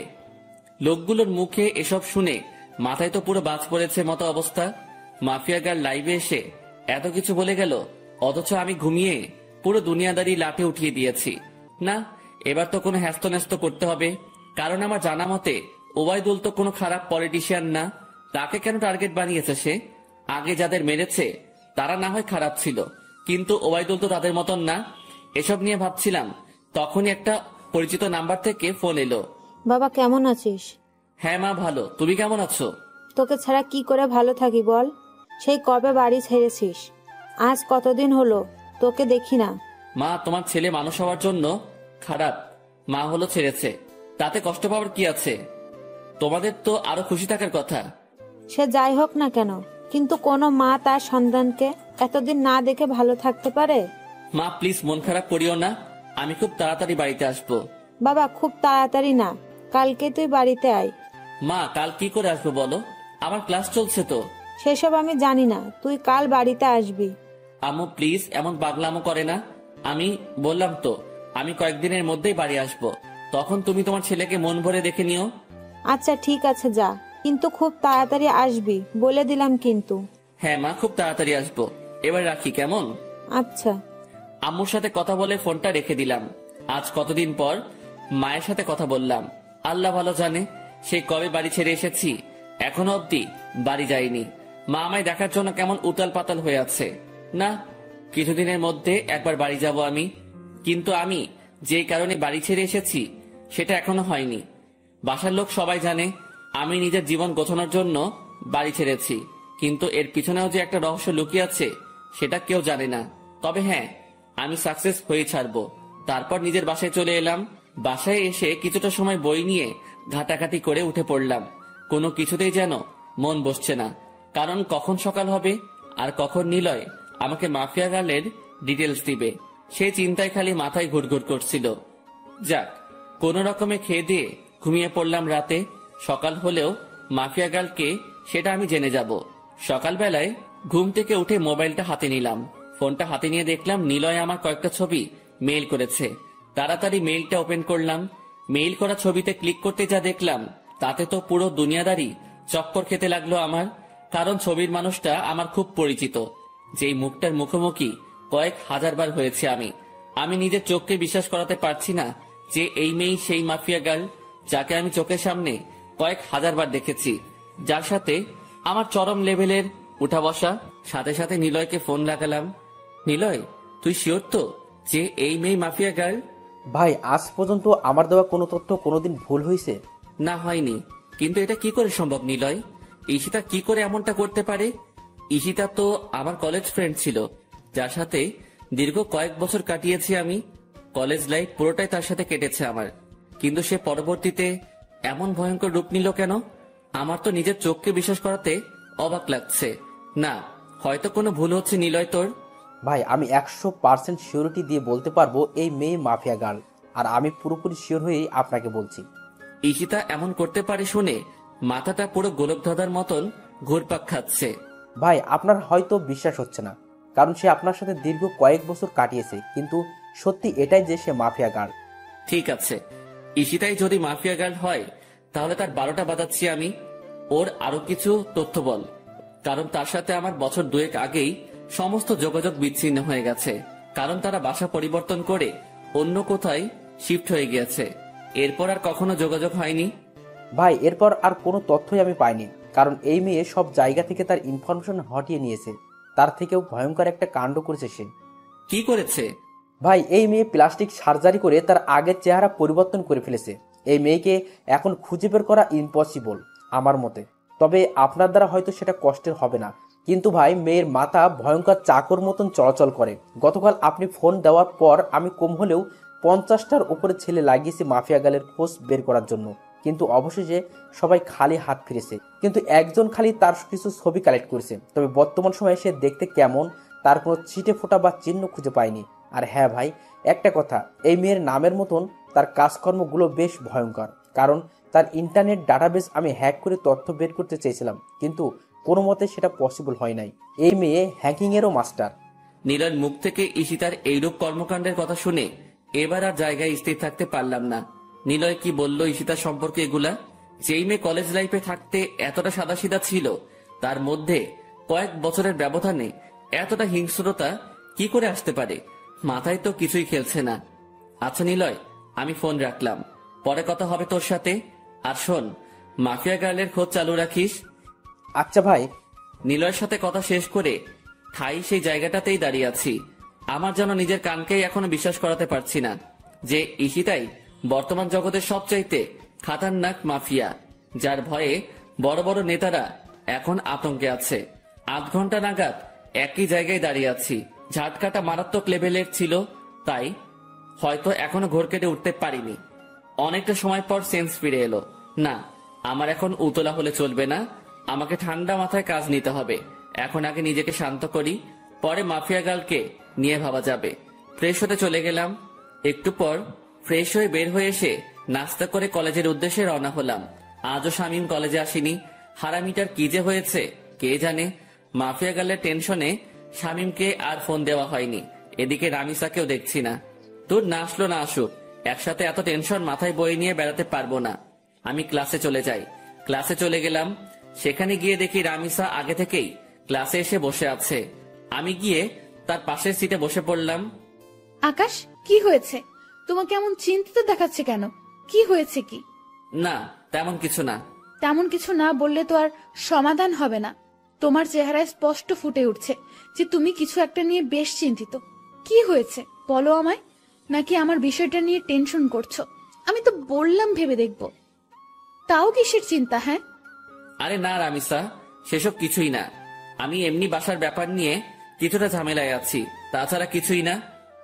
আরে তুমি টেনশন করিও না, সব ঠিক হয়ে যাবে। রামিসার কথার আর কোনো উত্তর দিলাম না। চুপচাপ বসে আছি। কারণ কি বা বলবো তাকে? আমার টেনশন যে অন্য জায়গায়, সেটা তো তাকে আর বলা যাচ্ছে না। তাই চুপচাপ থাকাই ভালো। এমন সময় স্যার ক্লাসে আসলো। স্যার এসে ক্লাস করাতে শুরু করলো। সেদিকে ফোকাস করলাম। ক্লাসটা শেষ করে বাসার দিকে রওনা দিয়েছি। পিছন থেকে রামিসা ডাক দিল, এই আকাশ, আজ এত তাড়াহুড়ো কোথায় যাচ্ছ? হ্যাঁ, আমার সাথে আজ কথা বলবে না বুঝি? আরে পাগল, সে সবকিছুই না, এমনি ভাবলাম বাসায় চলে যাই, তাই আর কি। বাহ, ভালোই তো। আমাকে ইগনোর করছো সেটা তো বেশ ভালোই বুঝছি আমি। রামিসা সত্যি সেসব কিছু না। তাহলে চলো ক্যান্টিনে বসে কফি খাবো। রামিসা আমায় জোর করে ক্যান্টিনে নিয়ে গেল। ক্যান্টিনে গিয়ে দুজন বসে বসে কফি খাচ্ছি। সে আমায় নানান কথা বলে হাসানোর চেষ্টা করছে, কিন্তু আমার ভিতরে তো দুনিয়ার সমস্ত টেনশন বিরাজ করছে। আকাশ, তুমি যদি এমন গাল ফুলিয়ে বসে থাকো তো কিন্তু খুব খারাপ হবে। সত্যিই কিন্তু আমি তোমাকে নিয়ে ভাববো না। এই না না, আমি আর গাল ফুলিয়ে বসে থাকবো না। তারপর নিজের অনিচ্ছা সত্ত্বেও রামিসার সাথে স্বাভাবিকভাবে কথা বলতে শুরু করলাম, আর সে আমাকে হাসানোর ট্রাই করছে। একটা সময় সত্যি হেসে দিলাম। মেয়েটার আসলে অসাধারণ গুণ আছে। এইভাবে অনেকটা সময় বসে দুজনে মিলে কথা বললাম। ভিতরে সমস্ত টেনশন দূর হয়ে গিয়েছে রামিসার সাথে কথা বলে। মনটা একদম ফ্রেশ এখন। তারপর দুজনেই উঠে পড়লাম ক্যান্টিন থেকে। অনেকটা সময় তো বসলাম, এবার বাসায় যাওয়া দরকার। আচ্ছা, তাহলে কাল আবার দেখা হচ্ছে আমাদের। হ্যাঁ। রামিসার সাথে কথা শেষ করে বাসার দিকে রওনা হলাম। অনেকটা শান্ত আছি এখন। না, এখন আর নিজেকে উত্তেজিত করা যাবে না। একদম শান্তভাবে কাজ বের করব এখন। তারপর বাসায় চলে গেলাম। বাসায় গিয়ে শান্ত মাথায় মাফিয়া গার্লের তালাশ করতে লাগলাম, কিন্তু ফলস্বরূপ কোনো কিছুই পেলাম না। বরাবরের মতোই 0 আসলো ফল। তাও নিজেকে সামনে রাখলাম, আমি খোঁজ চালিয়ে যাব মাফিয়া গার্লের। এভাবে কেটে গেল আরো কয়েকটা দিন। একদিন দুপুরবেলায় খেয়ে দিয়ে শুয়ে শুয়ে টিভিতে খবর দেখছিলাম, তখনই আরেকটা ভয়ঙ্কর নিউজ দেখতে পেলাম। মাফিয়া গার্ল আরেকটা হেডলাইন রটিয়ে দিয়েছে। সে পলিটিশিয়ান ওবায়দুলের খেইল খতম করে দিয়েছে। সে পলিটিশিয়ান ওবায়দুলকে মেরে তার লাশ বাসডগার উপরে ঝুলিয়ে রেখেছে। এই ঘটনার পর প্রশাসন পুরোপুরি ফায়ার হয়ে গেছে মাফিয়া গার্লের উপরে। দেশের মানুষ সবাই জানে যে মাফিয়া গার্ল 2 নাম্বার মানুষদের খেইল খতম করছে, কিন্তু তারপরেও প্রশাসন তো আর চুপ থাকতে পারে না। কারণ সাজা দেওয়ার হলে দেশের প্রশাসন দিবে। দেশে আইন কানুন বলতেও অনেক কিছু রয়েছে, কেউ তো আর তার ঊর্ধ্বে যেতে পারে না। প্রশাসন পুরো হাত পা বেঁধে নেমেছে মাফিয়া গার্লকে খোঁজার জন্য। এবার হয়তো একটা হেস্তনেস্ত করেই ছাড়বে প্রশাসন, কিন্তু আমিও তো হাল ছাড়ার মানুষ না। প্রশাসন মাফিয়া গার্লকে খুঁজে বের করার আগে আমি তাকে খুঁজে বের করব, কারণ আমার তাকে আগে চাই। তাড়াতাড়ি নিলয়কে ফোন দিলাম আবার। সে হয়তো কোনো ক্লু দিতে পারবে আমায়। এতদিনে হয়তো কিছু হলেও হাতে এসেছে তার। ভাই দুঃখিত, এখনো আমি মাফিয়া গাড়ির কোনো খোঁজ পাইনি, আর আমার মনে হয় না যে আমি তার কোনো খোঁজ বের করতে পারবো। আচ্ছা ঠিক আছে, তাও তুই খোঁজ জারি রাখ। তারপর ফোনটা রেখে দিলাম। এবার সত্যি মনে হচ্ছে আমার মাঠঘাট বেঁধে নামতে হবে, কারণ এরপর আর অপেক্ষা করলে প্রশাসনের হাতে মাফিয়া গার্ল ধরা পড়বে। কারণ মাফিয়া গার্ল যত যাই করুক না কেন, সে একটা ভুল কাজ করেছে তার কোড দিয়ে। এটা দিয়ে মাফিয়া গার্লের সন্ধান বের হওয়ার 30% সম্ভাবনা রয়েছে। আমিও হয়তো চেষ্টা করলে বের করতে পারবো, কিন্তু আমার কাছে বর্তমানে এমন ভালো স্পিড ইন্টারনেট নাই। সো আমি আমার চাকুওয়ালা মাথা চালাবো। শান্ত মাথায় ভাবতে থাকলাম শুরু থেকে সবকিছু। আমার খোঁজ কত দূর গিয়েছে সবটাই আবার পুনরায় ভাবতে লাগলাম যে মাফিয়া গার্লের খোঁজ করায় কোনো দিকে কমতে রেখেছে কিনা, বা কোনো কিছু আমার থেকে ছুটেছে কিনা। তখন মাথায় আসলো রামিসার কথা। তাকে তো শুরুতে আমার একটু সন্দেহ হয়েছিল, কিন্তু এরপর তাকে আর ঘেটে দেখিনি। না, এবার রামিসাকে নিয়ে রিসার্চ করব, কিন্তু কোথা থেকে শুরু করব ভেবে পাচ্ছি না। এর মধ্যে মাফিয়া গার্ল আবারও লাইভে আসার ডেট দিল। হ্যাঁ পেয়েছি। এবার মাফিয়া গার্লের লাইভ করার সময় আমি রামিসার সাথে থাকবো। সে যদি মাফিয়া গার্ল হয় তাহলে তো তখন সে লাইভ করতে পারবে না, বা আমার সাথে সেই সময় থাকতে বাহানা দেখাবে। তখন সেটা দেখেই যা বোঝার বুঝে নিব। পরের দিন মাফিয়া গার্ল আগের টাইমের ন্যায় ঠিক 3টায় লাইভে আসবে বলেছে। এদিকে আমি রামিসাকে ফোন দিয়ে বলেছি যে সে যেন আগামীকাল দুপুর 3টায় আমার সাথে দেখা করে। একটা জরুরি কাজ আছে তার সাথে আমার, তাকে বিশেষ কিছু বলার আছে আমার। সে সরাসরি না করে দেয়। না, কাল দুপুর 3টায় আমার একটা বিশেষ কাজ আছে, তখন তোমার সাথে কোনোভাবেই আমি দেখা করতে পারবো না। রামিসার কথা শুনে খটকা লাগলো মনের ভিতরে। তার মানে কি আমার ধারণাই ঠিক? রামিসাই সেই ক্রিমিনাল যাকে পুরো দেশের প্রশাসন মিলে বাতি লাগিয়ে খুঁজছে। ও মাই গড, মাফিয়া গার্ল এতদিন আমার চোখের সামনে ছদ্মবেশ নিয়ে ঘুরছে, অথচ আমি তাকে চিনতেই পারিনি। না, এবার একটা হেস্তনেস্ত করতেই হবে। এবার রামিসাকে ধরার পালা এসে গেছে। মাফিয়া গার্ল এবার পালাবে কোথায় এইসব নিয়ে ভাবছিলাম। ঠিক তখনই রামিসা আমাকে আবার ফোন দিয়ে বড়সড় একটা শক খাইয়ে দেয়। আচ্ছা ঠিক আছে আকাশ, আমরা কাল 3টা বাজে দেখা করব। তবে হয়তো আমার কলেজে আসা হবে না কাল, বাসায় কিছু কাজকর্ম বাকি আছে। রামিসার কথা শুনে থতমত খেয়ে গেলাম। একটু আগে সে বলল কোনোভাবেই কাল 3টায় দেখা করা সম্ভব না, আবার এখন বলছে কাল 3টায় দেখা করবে। এদিকে আমি রামিসাকে নিয়ে কত কিছু ভেবে বসলাম। তাহলে কি রামিসা মাফিয়া গার্ল না? ও আল্লাহ, মাথা পুরো জ্যাম খেয়ে আছে। মাফিয়া গার্ল যদি কাল 3টার সময় লাইভ করে আর এদিকে রামিসা আমার সাথে থাকে, তাহলে তো রামিসা মাফিয়া গার্ল না। আমার সন্দেহটা তাহলে পুরোপুরি ভুল হবে না। আর ভাবতে পারছি না আমি কি সব ঘটছে আমার সাথে। একটা সূত্র ধরে 2 কদম এগিয়ে যাচ্ছি, কিন্তু পরবর্তীতে নিরাশ হয়ে 4 কদম পিছনে চলে আসছি। মাথা পুরো আগুনের মতন গরম হয়ে আছে। ফোনটা বালিশের পাশে রেখে ঘুমিয়ে পড়লাম। বিকেলবেলা ঘুম থেকে উঠে হাঁটতে বের হলাম। বের হওয়ার আগে বেশ কয়েকবার শামীমকে ফোন দিয়েছি, কিন্তু সে রিসিভ করেনি। কাকুর দোকানে বসে চা খাচ্ছিলাম, তখন শামীম ফোন দিল। কিরে, ফোন দিয়েছিলি মনে হয়? হ্যাঁ দিয়েছিলাম। আচ্ছা তোর কি হয়েছে বলতো? আজ কতদিন হয়ে গেল তুই ক্লাসে আসছিস না, তার উপরে কোনো খবর সবর নাই। আরে বাসায় একটা সমস্যা হয়েছে ছোট বোনকে নিয়ে, তাই কিছুদিন কলেজ আসিনি। সমস্যাটা কেটে উঠতে হয়তো আরো কয়েকটা দিন লাগবে, তারপর কলেজ আসবো। ও আচ্ছা, তাহলে তুই আগে সমস্যা সমাধান কর, পরে না হয় কলেজে আসিস। ওকে বন্ধু। শামীমের সাথে কথা বলে ফোনটা রেখে দিলাম। তারপর কাকুর দোকান থেকে উঠে বাসায় চলে আসলাম। অপেক্ষায় আছি কালকের দিনের। কোনো মতে আজকের দিনটা পার করে দিলাম। পরের দিন কলেজে চলে গেলাম। রামিসা আজ ক্লাসে আসবে না, তারও নাকি বাসায় কি কাজ বাকি আছে, তাই আজ আমার একাই কাটাতে হবে কলেজে। কোনোভাবে কলেজ টাইম শেষ করে বাসায় চলে এলাম। তারপর বাসায় এসে ফ্রেশ হয়ে খেয়ে দিয়ে রামিসাকে ফোন দিলাম। হ্যাঁ, কোথায় দেখা করবে বলো? কলেজ মাঠে আসো। আমিও বাসা থেকে বের হয়ে সেখানে আসছি। ওকে। আমি শার্ট পরে কলেজ মাঠে চলে গেলাম। সেখানে গিয়ে ঘাসের উপরে বসে আছি। 3টা বাজতে আর মিনিট 5 বাকি। এমন সময় রামিসাও চলে আসলো। আচ্ছা বলো তো, হঠাৎ আমার সাথে এমন কি জরুরি কথা বলবে যার কারণে আজ এই অসময়ে এখানে আসতে বললে? বলবো, একটু ওয়েট করো। আমি বাসার থেকে আসার সময় রামিসাকে নিয়ে অনেক কিছু ভেবে এসেছি। কেন, এখন বললে কি হবে? আরে একটু বসো না, এত অস্থির হচ্ছ কেন? একটু পরেই বলবো। এখন আগে মাফিয়া গার্লে লাইভ দেখবো। 3টা বাজতে চলেছে। রামিসা আমার মুখে মাফিয়া গার্লের কথা শুনে চোখ পাকিয়ে তাকিয়ে আছে আমার দিকে। কি হলো, এভাবে চোখ পাকিয়ে তাকিয়ে আছো কেন? আকাশ, হঠাৎ তোমার মাফিয়া গার্লকে নিয়ে এত মাথা ব্যথা উঠলো কেন? আরে না, কিসের মাথা ব্যথা? মাফিয়া গার্ল আজ লাইভে আসবে বলেছে। সবাই তার লাইভ দেখার জন্য বসে আছে, তাই আমিও দেখবো বলে ভেবেছি। ও আচ্ছা, পাশে এসে বসো। দুজন মিলে মাফিয়া গার্লের লাইভ দেখি।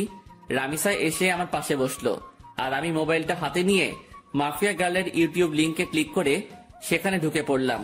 3টা বাজতেই মাফিয়া গার্ল লাইভে চলে আসলো। মাফিয়া গার্লের লাইভ দেখে আমি রামিসার দিকে হাঁ করে তাকিয়ে আছি। নিজের ভিতরে কেমন যেন একটা খারাপ লাগা কাজ করছে। আমি রামিসাকে নিয়ে কত কি না ভেবে ফেলেছিলাম, কিন্তু পরিশেষে সবটাই মিথ্যা প্রমাণ হলো। আর সত্যি যদি রামিসা মাফিয়া গার্ল হতো, তাহলে সে লাইভে আসতে পারতো না এই সময়ে। কারণ রামিসা আমার পাশে বসে আছে। সে একই সময় 2 জায়গায় 2 রকম কর্মকাণ্ড কি করে করবে? দেখ, নিজের উপরে চরম লেভেলের রাগ হচ্ছে। সিধা সাদা একটা মেয়েকে নিয়ে আমি কত বাজে ভাবনা করেছি।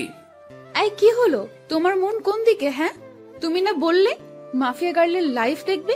সে তো লাইভে এসে বকবক করছে, কিন্তু তোমার তো কোনো খবরই নাই। রামিসার ডাকে হুঁশ ফিরে আসলো। দেখবো তো। তারপর মাফিয়া গার্লের লাইভ দেখায় ফোকাস করলাম। সে তার ইন্ট্রোডাকশন নিয়েই যাচ্ছে।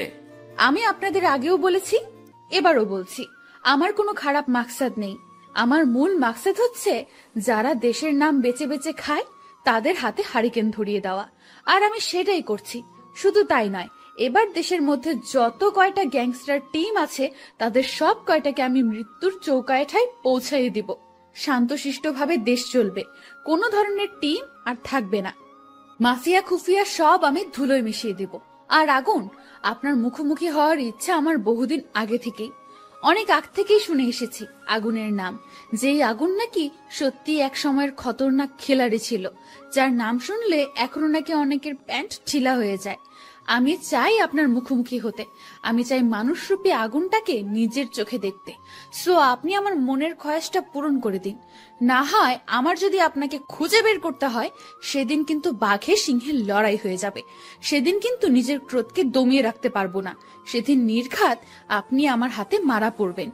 এটা কোনো হুমকি না, তবে হুমকির চাইতেও কম না। আপনি হতে পারেন এক সময়ের সর্বসেরা খিলাড়ি, কিন্তু মাথায় রাখবেন বর্তমান সময়ের নাম করা মাফিয়া গার্ল আমি। সো ভালোই ভালোই আপনার দর্শন করিয়ে দিন। এবারের মতন লাইফ সমাপ্ত করলাম। তারপর মাফিয়া গার্ল লাইফ কেটে চলে গেল, কিন্তু আমার মাথায় তো পুরো দাউ দাউ করে আগুন জ্বলতে শুরু করলো মাফিয়া গার্লের কথা শুনে। সত্যি এখন যদি মাফিয়া গার্লকে চোখের সামনে পেতাম, তাহলে হয়তো তার মুন্ডিটা আলাদা করে ফেলতাম। রাগে নাক কান দিয়ে ধোয়া বের হচ্ছে। আই আকাশ, কি হলো তোমার? তোমার চেহারার 12টা বেজে আছে কেন? আরে না, তেমন কিছুই না। আচ্ছা ঠিক আছে, কিন্তু প্লিজ আমায় জরুরি কি কথা বলতে ডেকেছো সেটা প্লিজ বলো। আমার তাড়াতাড়ি বাসায় যেতে হবে। রামিসার কথা শুনে বিপাকে পড়ে গেলাম। আল্লাহ, এখন রামিসাকে কি বলবো আমি? কারণ তাকে তো পরীক্ষা করার জন্য ডেকেছিলাম, কিন্তু সে তো পরীক্ষায় পাশ করেছে, আর আমার ধারণা মিথ্যা প্রমাণ হয়েছে। কি হলো, কথা বলছো না যে? আসলে রামিসা, তোমায় ডেকেছিলাম কেন জানি বলে মাথায় চুলকাতে শুরু করলাম। হ্যাঁ, কেন বলো। আসলে রামিসা প্লিজ, আমি তোমায় অনেক বেশি ভালোবাসি। তোমায় ছাড়া আমার থাকতে কষ্ট হয়। প্লিজ তুমি আমায় অ্যাকসেপ্ট করে নাও এখনই। আমার আর থাকতে ইচ্ছে করে না একা একা। গটগট করে বানিয়ে বানিয়ে অনেকখানি কথা বলে দিলাম।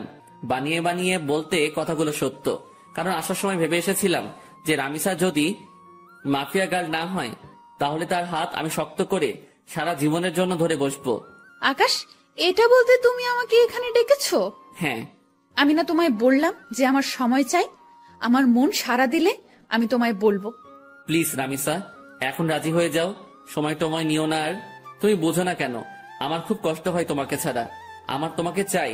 প্লিজ রাজি হয়ে যাও না। Please please please. আচ্ছা আচ্ছা থামো, যাও, রাজি হব, কিন্তু তার আগে তোমাকে আমায় একটা কথা দিতে হবে। কি কথা? যত যাই হোক না কেন, কোনো দিন তুমি আমার হাত ছাড়তে পারবে না। কোনো দিন তুমি আমায় ভুল বুঝতে পারবে না। সব সময় আমার পাশে ছায়ার মতন থাকতে হবে তোমাকে।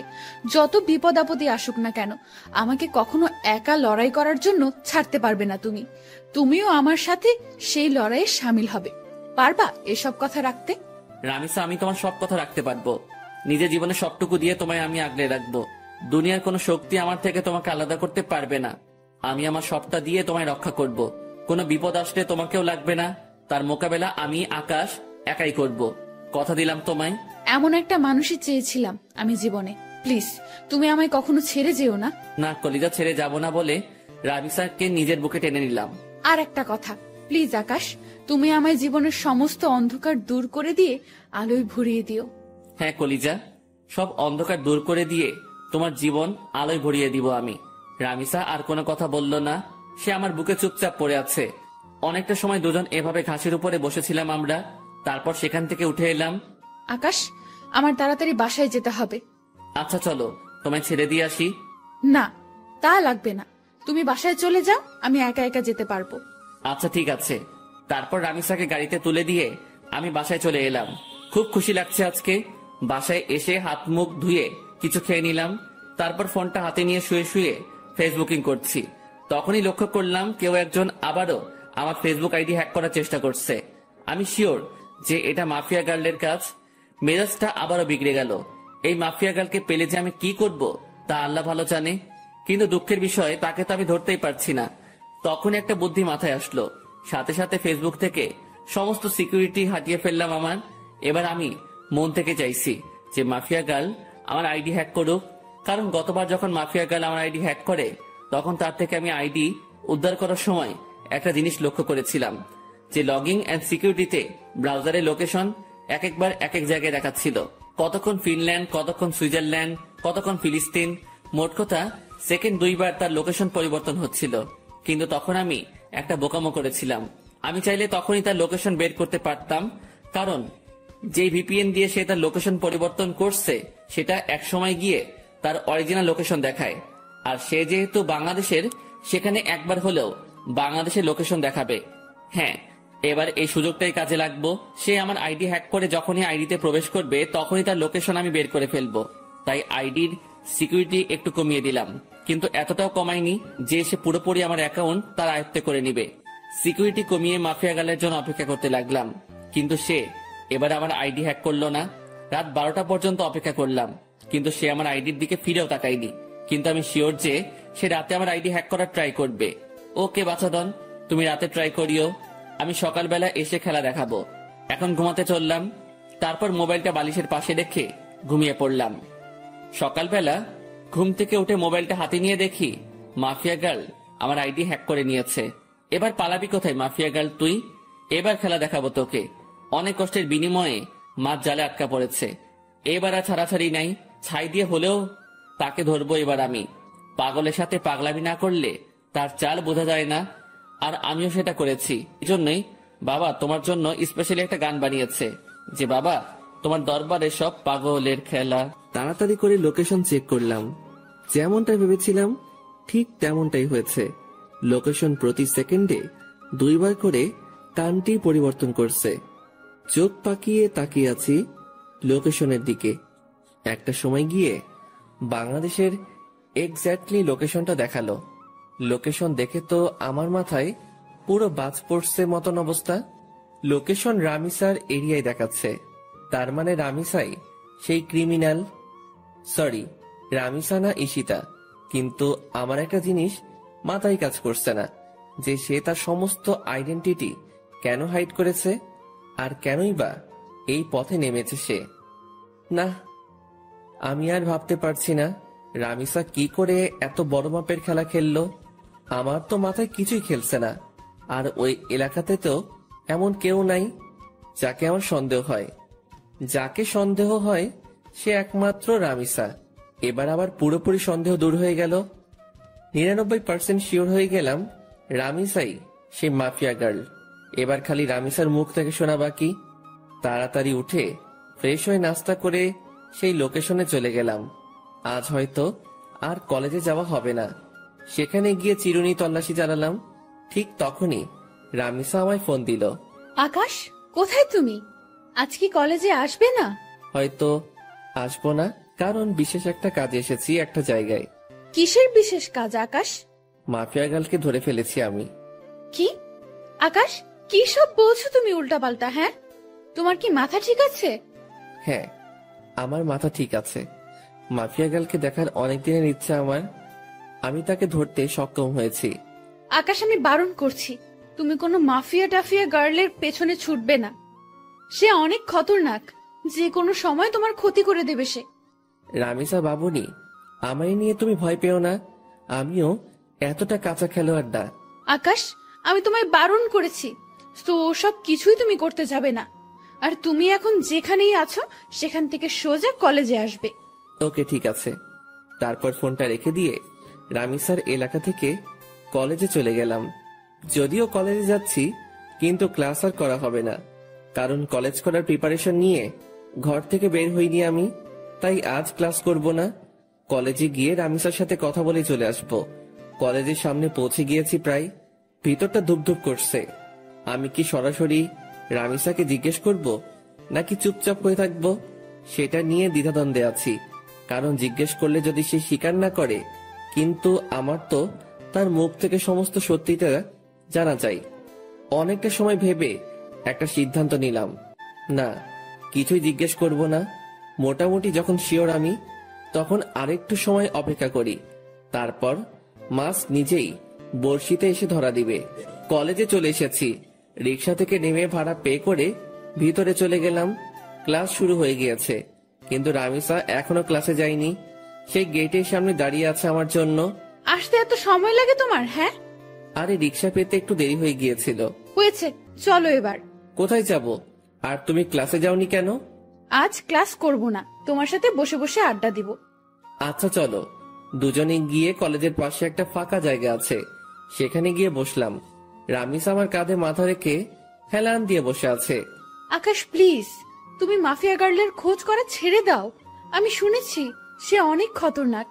সে যদি তোমার ক্ষতি করে দেয়, প্লিজ তুমি মাফিয়া গার্লের খোঁজ করা ছেড়ে দাও। আর তাছাড়া সে তো দেশের ভালোর জন্যই সব করছে, বলো। রামিসার কথা শুনে হাসবো না কাঁদবো সেটা বুঝে উঠতে পারছি না। তবে রামিসার কথা শুনে আরো সিউরিটি পেয়ে গেলাম যে মাফিয়া গার্লকে, কারণ যেই মেয়ে মাফিয়া গার্লের টপিক বাদ দিতে চাইতো সব সময়, সে আজ খুঁটে খুঁটে মাফিয়া গার্লের প্রসঙ্গ উঠাচ্ছে। রামিসার সমস্যা কোথায় সেটা আমার বুঝতে বাকি নেই। আর তাছাড়া মাফিয়া গার্লকে তো আমি খুঁজে বের করে ফেলেছি, সে এখন আমার কাঁধে মাথা রেখে শুয়ে আছে। রামিসা হয়তো ভাবছে মাফিয়া গার্লকে, সেটা জানতে এখন আমার বাকি আছে। আমি যে মাফিয়া গার্লকে ধরে ফেলেছি সেটা সে এখনো বুঝতে পারিনি। সে ভেবেছে ফেক কাউকে ধরেছি আমি, না হয়তো তাকেই ধরতাম। আর আমি তখন ইচ্ছে করেই ফোন করে মাফিয়া গার্লের কথা তুলেছি, যাতে করে রামিসা রিয়াকশন করে। আর রামিসা সেটাই করলো। এই আকাশ, কি ভাবছো? হ্যাঁ, আমি তোমায় এতটা সময় কি বললাম? হ্যাঁ শুনছি তো। প্লিজ তুমি মাফিয়া গার্লের খোঁজ করা ছেড়ে দাও। তাকে খোঁজ করতে গেলে তুমিই মারা পড়বে। সে একটা খতরনাক ব্র্যান্ড। রামিসা তুমি টেনশন নিও না, আমি মাফিয়া গার্লের আর খোঁজ করব না। মনে মনে বললাম খোঁজ তো পেয়েই গেছি, আর হাসির রহস্য কি সেটা তো আমি না জানি। এই তো আমার বাবুন, তোমাকে। আচ্ছা একটা কথা, তখন যে তুমি আমাকে বললে যে তুমি মাফিয়া গার্লকে ধরে ফেলেছো, তুমি কি সত্যিই ধরেছো তাকে? আরে রামিসা তুমি কি পাগল? হ্যাঁ, মাফিয়া গার্লের মতন খাতারনাক খিলাড়িকে আমি কি করে ধরবো? যেখানে তাকে সারা দেশের প্রশাসন মিলে ধরতে পারিনি, সেখানে তাকে আমি ধরবো? হ্যাঁ, আমি তো মজা করেছি। আকাশ, তুমি না অনেক দুষ্ট হয়ে গেছো। সে আজ নতুন না, আগ থেকেই দুষ্ট আমি। আমার কথা শুনে রামিসা ফিক করে হেসে দিল। রামিসার চেহারার 12টা বেজেছিল এতটা সময়, কিন্তু এখন হুট করেই আমার কথা শুনে তার চেহারায় হাসি রেখা ফুটে উঠেছে। কারণ সে ভেবেছে সত্যি হয়তো মাফিয়া গার্লকে, সেটা আমি জেনে গেছি। কিন্তু এখন আমার কথা শুনে বুঝেছে যে আমি মজা করেছি। তবে সত্যিটা কিন্তু ভিন্ন, মাফিয়া গার্লের তালাশ আমি পেয়ে গেছি। দেখো, আবারও চুপচাপ হয়ে গেছে ছেলেটা। এই, তোমার কি হয় হ্যাঁ মাঝে মাঝে? আরে না, তেমন কিছু না। তেমন কিছু না হলেই ভালো। আচ্ছা আকাশ, একটা কথা বলো তো, আমাদের ফিউচার নিয়ে কিছু ভেবেছো তুমি? হ্যাঁ, অনেক কিছু ভেবেছি আমি। পড়ালেখা শেষ হলেই আমরা বিয়ে করে নিব। Love you Akash. Love you too Ishita. এই কি বললো তুমি? না না, কিছু না। ঈশিতা নামটা শুনতেই রামিসা চমকে উঠল। সরি রামিসা, আসলে ভুল করে অন্য নাম বের হয়েছে মুখ দিয়ে। ও আচ্ছা, চলো এবার উঠি আমরা, অনেকটা সময় তো বসলাম। হ্যাঁ চলো। তারপর সেখান থেকে উঠে দুজন দুজনের বাসায় চলে এলাম। কিন্তু একটা জিনিস আমার এখনো চোখে বাড়ি খাচ্ছে। যখনই ঈশিতা নামটা বলেছি, তখনই রামিসার চোখ কপালে উঠে গিয়েছিল, আর তার পরক্ষণে সে চলে যাওয়ার জন্য পাড়াপাড়ি শুরু করে দেয়। রামিসার হতাশাগ্রস্ত চেহারায় কিন্তু আমাকে পুরোপুরি ক্লিয়ার করে দেয় তার ভয়ঙ্কর ডার্কনেস সম্পর্কে। কিন্তু আমি এখন কোনো ধরনের হাঙ্গামাই করব না, কারণ আমি আরো ভালো করে জাস্টিফাই করব রামিসার সম্পর্কে, কেন সে এই পথে নেমেছে আর কি বা তার উদ্দেশ্য। সাথে সাথে নিলয়কে ফোন দিলাম। নিলয়, আমি কি বলি মন দিয়ে শোন। হ্যাঁ ভাই বলেন। শোন, আমি মাফিয়া গার্লকে ধরে ফেলেছি। কি ভাই, আপনি সত্যি ধরে ফেলেছেন? হ্যাঁ, আমি মাফিয়া গার্লকে ধরে ফেলেছি, তাই তোকে ফোন দিয়েছি। শোন, তোকে একটা কাজ করতে হবে এখন। কি কাজ ভাই? মাফিয়া গার্লের কিছু ডিটেলস তোকে আমি দিচ্ছি, তুই সেই অনুযায়ী তার সম্পর্কে তালাশ করে বের করবি যে সে কেন এই পথে নেমেছে। আচ্ছা ভাই। কিন্তু শোন, এই কথা যেন কারোর কানে না যায়, বিষয়টা যেন তোর আর আমার মাঝে থাকে। ওকে ভাই। নিলয়কে রামিসার হালকা পাতলা কিছু তথ্য দিলাম, যাতে করে সে রামিসার সম্পর্কে খোঁজ বের করতে পারে। এদিকে আমিও খোঁজ চালাচ্ছি রামিসাকে নিয়ে। এভাবে 2-3টা দিন কেটে গেল। 4 দিনের মাথায় নিলয় আমাকে ফোন দেয়। ভাই ভয়ঙ্কর কিছু তথ্য হাতে এসেছে। কি তথ্য? ভাই মাফিয়া গালের একটা ছোট ভাই ছিল, যার নাম ছিল রাফসান। আপনি কি তাকে চেনেন বা জানেন? তখনই ঈশিতার ছোট ভাইয়ের কথা মনে পড়ল, যার নামও ছিল রাফসান। কলেজ লাইফে যখন ঈশিতার সাথে চলাফেরা ছিল, তখন সে রাফসানকেও মাঝে মাঝে কলেজে নিয়ে আসতো ঘোরার জন্য। আবার মাঝে মাঝে কোনো জায়গায় ঘুরতে গেলেও তাকে সাথে নিয়ে যেত। আমার জন্মদিনে যখন রামিসাকে ইনভাইট করি, তখন রামিসা তার ছোট ভাই রাফসানকে সাথে করে নিয়ে এসেছিল। তাকে আমি বেশ ভালো করে চিনি। হ্যাঁ নিলয়, চিনি। কিন্তু কেন বলতো? ভাই রাফসান নাকি এই শহরের কোনো একটা কলেজে পড়াশোনা করত। একদিন সে কলেজে শেষ করে বাড়ি ফেরার সময় তার বাসার নিচে কয়েকটা ছেলেকে মাদক কেনাবেচা করতে দেখে। তখন সে পুলিশকে খবর দিয়ে তাদেরকে ধরিয়ে দেয়। ছেলেগুলো নাকি রাফিদের ছেলেপিলে ছিল, তাই রাফিদের জেদ উঠে যায় রাফসানের ওপরে। তাই সে থানার ওসিকে টাকা খাটিয়ে উল্টো মাদক দ্রব্য দিয়ে রাফসানকে ধরিয়ে দেয়। শুধু তাই নয়, রাফসানকে পুরো গুম করে ফেলার জন্য কন্টাক্ট হয় ওসির সাথে। ওসি তাই করে, সে রাফসানকে জঙ্গলে নিয়ে গিয়ে ব্রাশ ফায়ার করে মেরে ফেলে। আর মাফিয়া গাল যেই ওসিকে মারে বিভৎসভাবে, ওই ওসি সেই ওসি যে রাফসানাকে মেরেছিল। মাফিয়া গাল হয়তো তার ভাইয়ের প্রতিশোধ নেওয়ার জন্য এমন পন্থা অবলম্বন করেছে। নিলয়ের কথা শুনে বুকের ভিতর দাউ দাউ করে আগুন জ্বলতে শুরু করলো। তাহলে তো মাফিয়া গার্ল যা করছে সবটাই ঠিক করছে। আচ্ছা ঠিক আছে নিলয়, এবার ফোন রাখলাম। ফোনটা রেখে দিয়ে চুপচাপ বসে আছি। মাথার রক পুরো চটে গেছে নিলয়ের কথা শুনে। না, আজকের পর রামিসাকে আমি আড়াল থেকে পুরোপুরি সাপোর্ট করব, কারণ ভাই মরেছে, সেই কষ্ট তারই হয়েছে, কেউ তার কষ্টের ভাগ নেয়নি, তাই তো সে এমন ভয়ঙ্কর রূপ ধারণ করেছে। রামিসা, তুমি যা করেছো একদম ঠিকই করেছো। আজকের পর আমি আকাশ বেঁচে থাকতে দেখবো তোমার গায়ে কে হাত দেয়। সব কয়টার হাত আমি শরীর থেকে আলাদা করে ফেলবো। গা পুরো শিরশির করে কাঁপছে। না, গিয়ে গোসল করে আসি। তাড়াতাড়ি ওয়াশরুমে ঢুকে পড়লাম। অনেকটা সময় পর গোসলখানা থেকে বের হলাম। মাথায় ইচ্ছে মতন পানি ঢেলেছি, কারণ রক্ত চটে গিয়েছিল মাথায়, তাই নিজেকে শান্ত করেছি। ফ্রেশ হয়ে এসে খেয়ে নিলাম। খেয়ে দিয়ে টিভিটা চালিয়ে দিলাম। শুয়ে শুয়ে টিভি দেখছি, তখনই একটা নিউজ চোখের সামনে ভেসে উঠল। ডিবি পুলিশের প্রধান জিডি সে মাফিয়া গাল সম্পর্কে বক্তব্য দিচ্ছে। মাফিয়া গালের কোডিং দিয়ে আমরা তার তথ্য বের করে নিয়েছি। আগামী 24 ঘন্টার মধ্যে আমরা তাকে ধরে এনে হাজতে ভরবো। নিউজটা শুনে ভিতরে ছ্যাদ করে উঠল। কি, তোরা 24 ঘন্টার মধ্যে মাফিয়া গালকে ধরবি? আমি আকাশ বেঁচে থাকলে দেখবো তোরা কি করে মাফিয়া গালকে গ্রেপ্তার করিস। সাথে সাথে টিভি অফ করে দিয়ে রামিসাকে ফোন দিলাম। সে ফোন রিসিভ করলো না। বেশ অনেক কয়বার ফোন দিয়েছি, কিন্তু সে রিসিভ করেনি। এইভাবে রাত হয়ে গেল। পরে সে নিজেই আমায় ফোন দিল। আকাশ, সরি, আসলে অনেকটা ঝামেলার মধ্যে আছি। প্লিজ তুমি কিছু মনে করিও না, কাল কলেজে আসলে কথা হবে। আচ্ছা ঠিক আছে, সাবধানে থেকো। আমি কথা শেষ করার আগেই রামিসা ফোনটা কেটে দিল। রামিসার আচরণে খুব টেনশন হচ্ছে। হয়তোবা সেও এই নিউজটা দেখেছে, তাই সে এমন ভয়ে আছে। না হলে হয়তোবা অন্য কোনো ঝামেলা হয়েছে। ধ্যাত, মাথায় কিছুই কাজ করছে না। কখন যে সকাল হবে সেই অপেক্ষায় আছি। কোনোভাবে রাতটা পার করে দিলাম। সকালে কলেজে গিয়ে দেখি রামিসা 8 থেকে কলেজে এসে পড়েছে। তাকে দেখে খুব চিন্তিত লাগছে। রামিসা, তুমি কি কোনো কিছু নিয়ে চিন্তিত? না না, আমি কিছু নিয়েই চিন্তিত না। প্লিজ তুমি ক্লাসরুমে চলো, আমার এখানে দাঁড়িয়ে থাকতে খুব ভয় হচ্ছে। আরে পাগল, কিসের ভয়? হ্যাঁ প্লিজ তুমি ক্লাসের ভিতরে চলো না।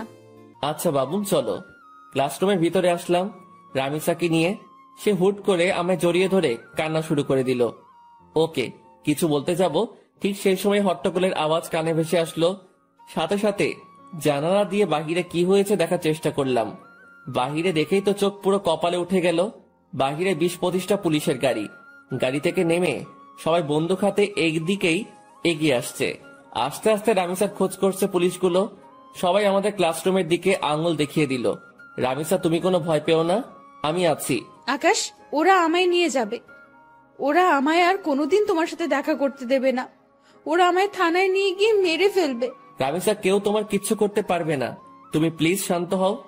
আকাশ প্লিজ, তুমি আমায় ক্ষমা করে দাও। আমি হয়তো তোমার সাথে জীবনের শেষ সময় অবধি পার করতে পারবো না। রামিসা, চুপ হতে বলেছি ধমক দিয়ে। চলো তুমি আমার সাথে বাহিরে, দেখি তোমার গায়ে কে হাত দেয়। তারপর রামিসাকে নিয়ে বাহিরে চলে গেলাম। সবাই তাকিয়ে তাকিয়ে দৃশ্য দেখছে। পুরো কলেজ হতভম্ব হয়ে আছে এতগুলো পুলিশ দেখে। পুলিশ রামিসাকে দেখে ওকে গ্রেফতার করতে ছুটে আসে। এই তোরা কেউ আমার রামিসার গায়ে হাত দিবি না। তখনই পুলিশের অফিসার একজন বলে ওঠে, কি তোরও শ্বশুর বাড়ি যাওয়ার ইচ্ছে হচ্ছে মনে হয়? এই অফিসার, আমার শ্বশুর বাড়ি যাওয়ার ইচ্ছে নেই, বরং তোর মরার পাকনা গজিয়েছে। সাহস থাকলে ওর গায়ে হাত দিয়ে দেখা। আমার মুখে ধারালো কথা শুনে সমস্ত পুলিশ আমার দিকে গুলি তাক করে ধরে। বেটা, দেখি খুব বড় বড় কথা বলছিস। শোন, বেশি উড়াউড়ি ভালো না। আমি যদি একবার বলি তাহলে সবাই গুলির বুলেটগুলো তোর পেটের মধ্যে পুড়ে দিবে আর তুই ঝাঁঝরা হয়ে যাবি। হাসালি রে ভাই, এই ঘুষখোরের বাচ্চা, কান খুলে শুনে রাখ।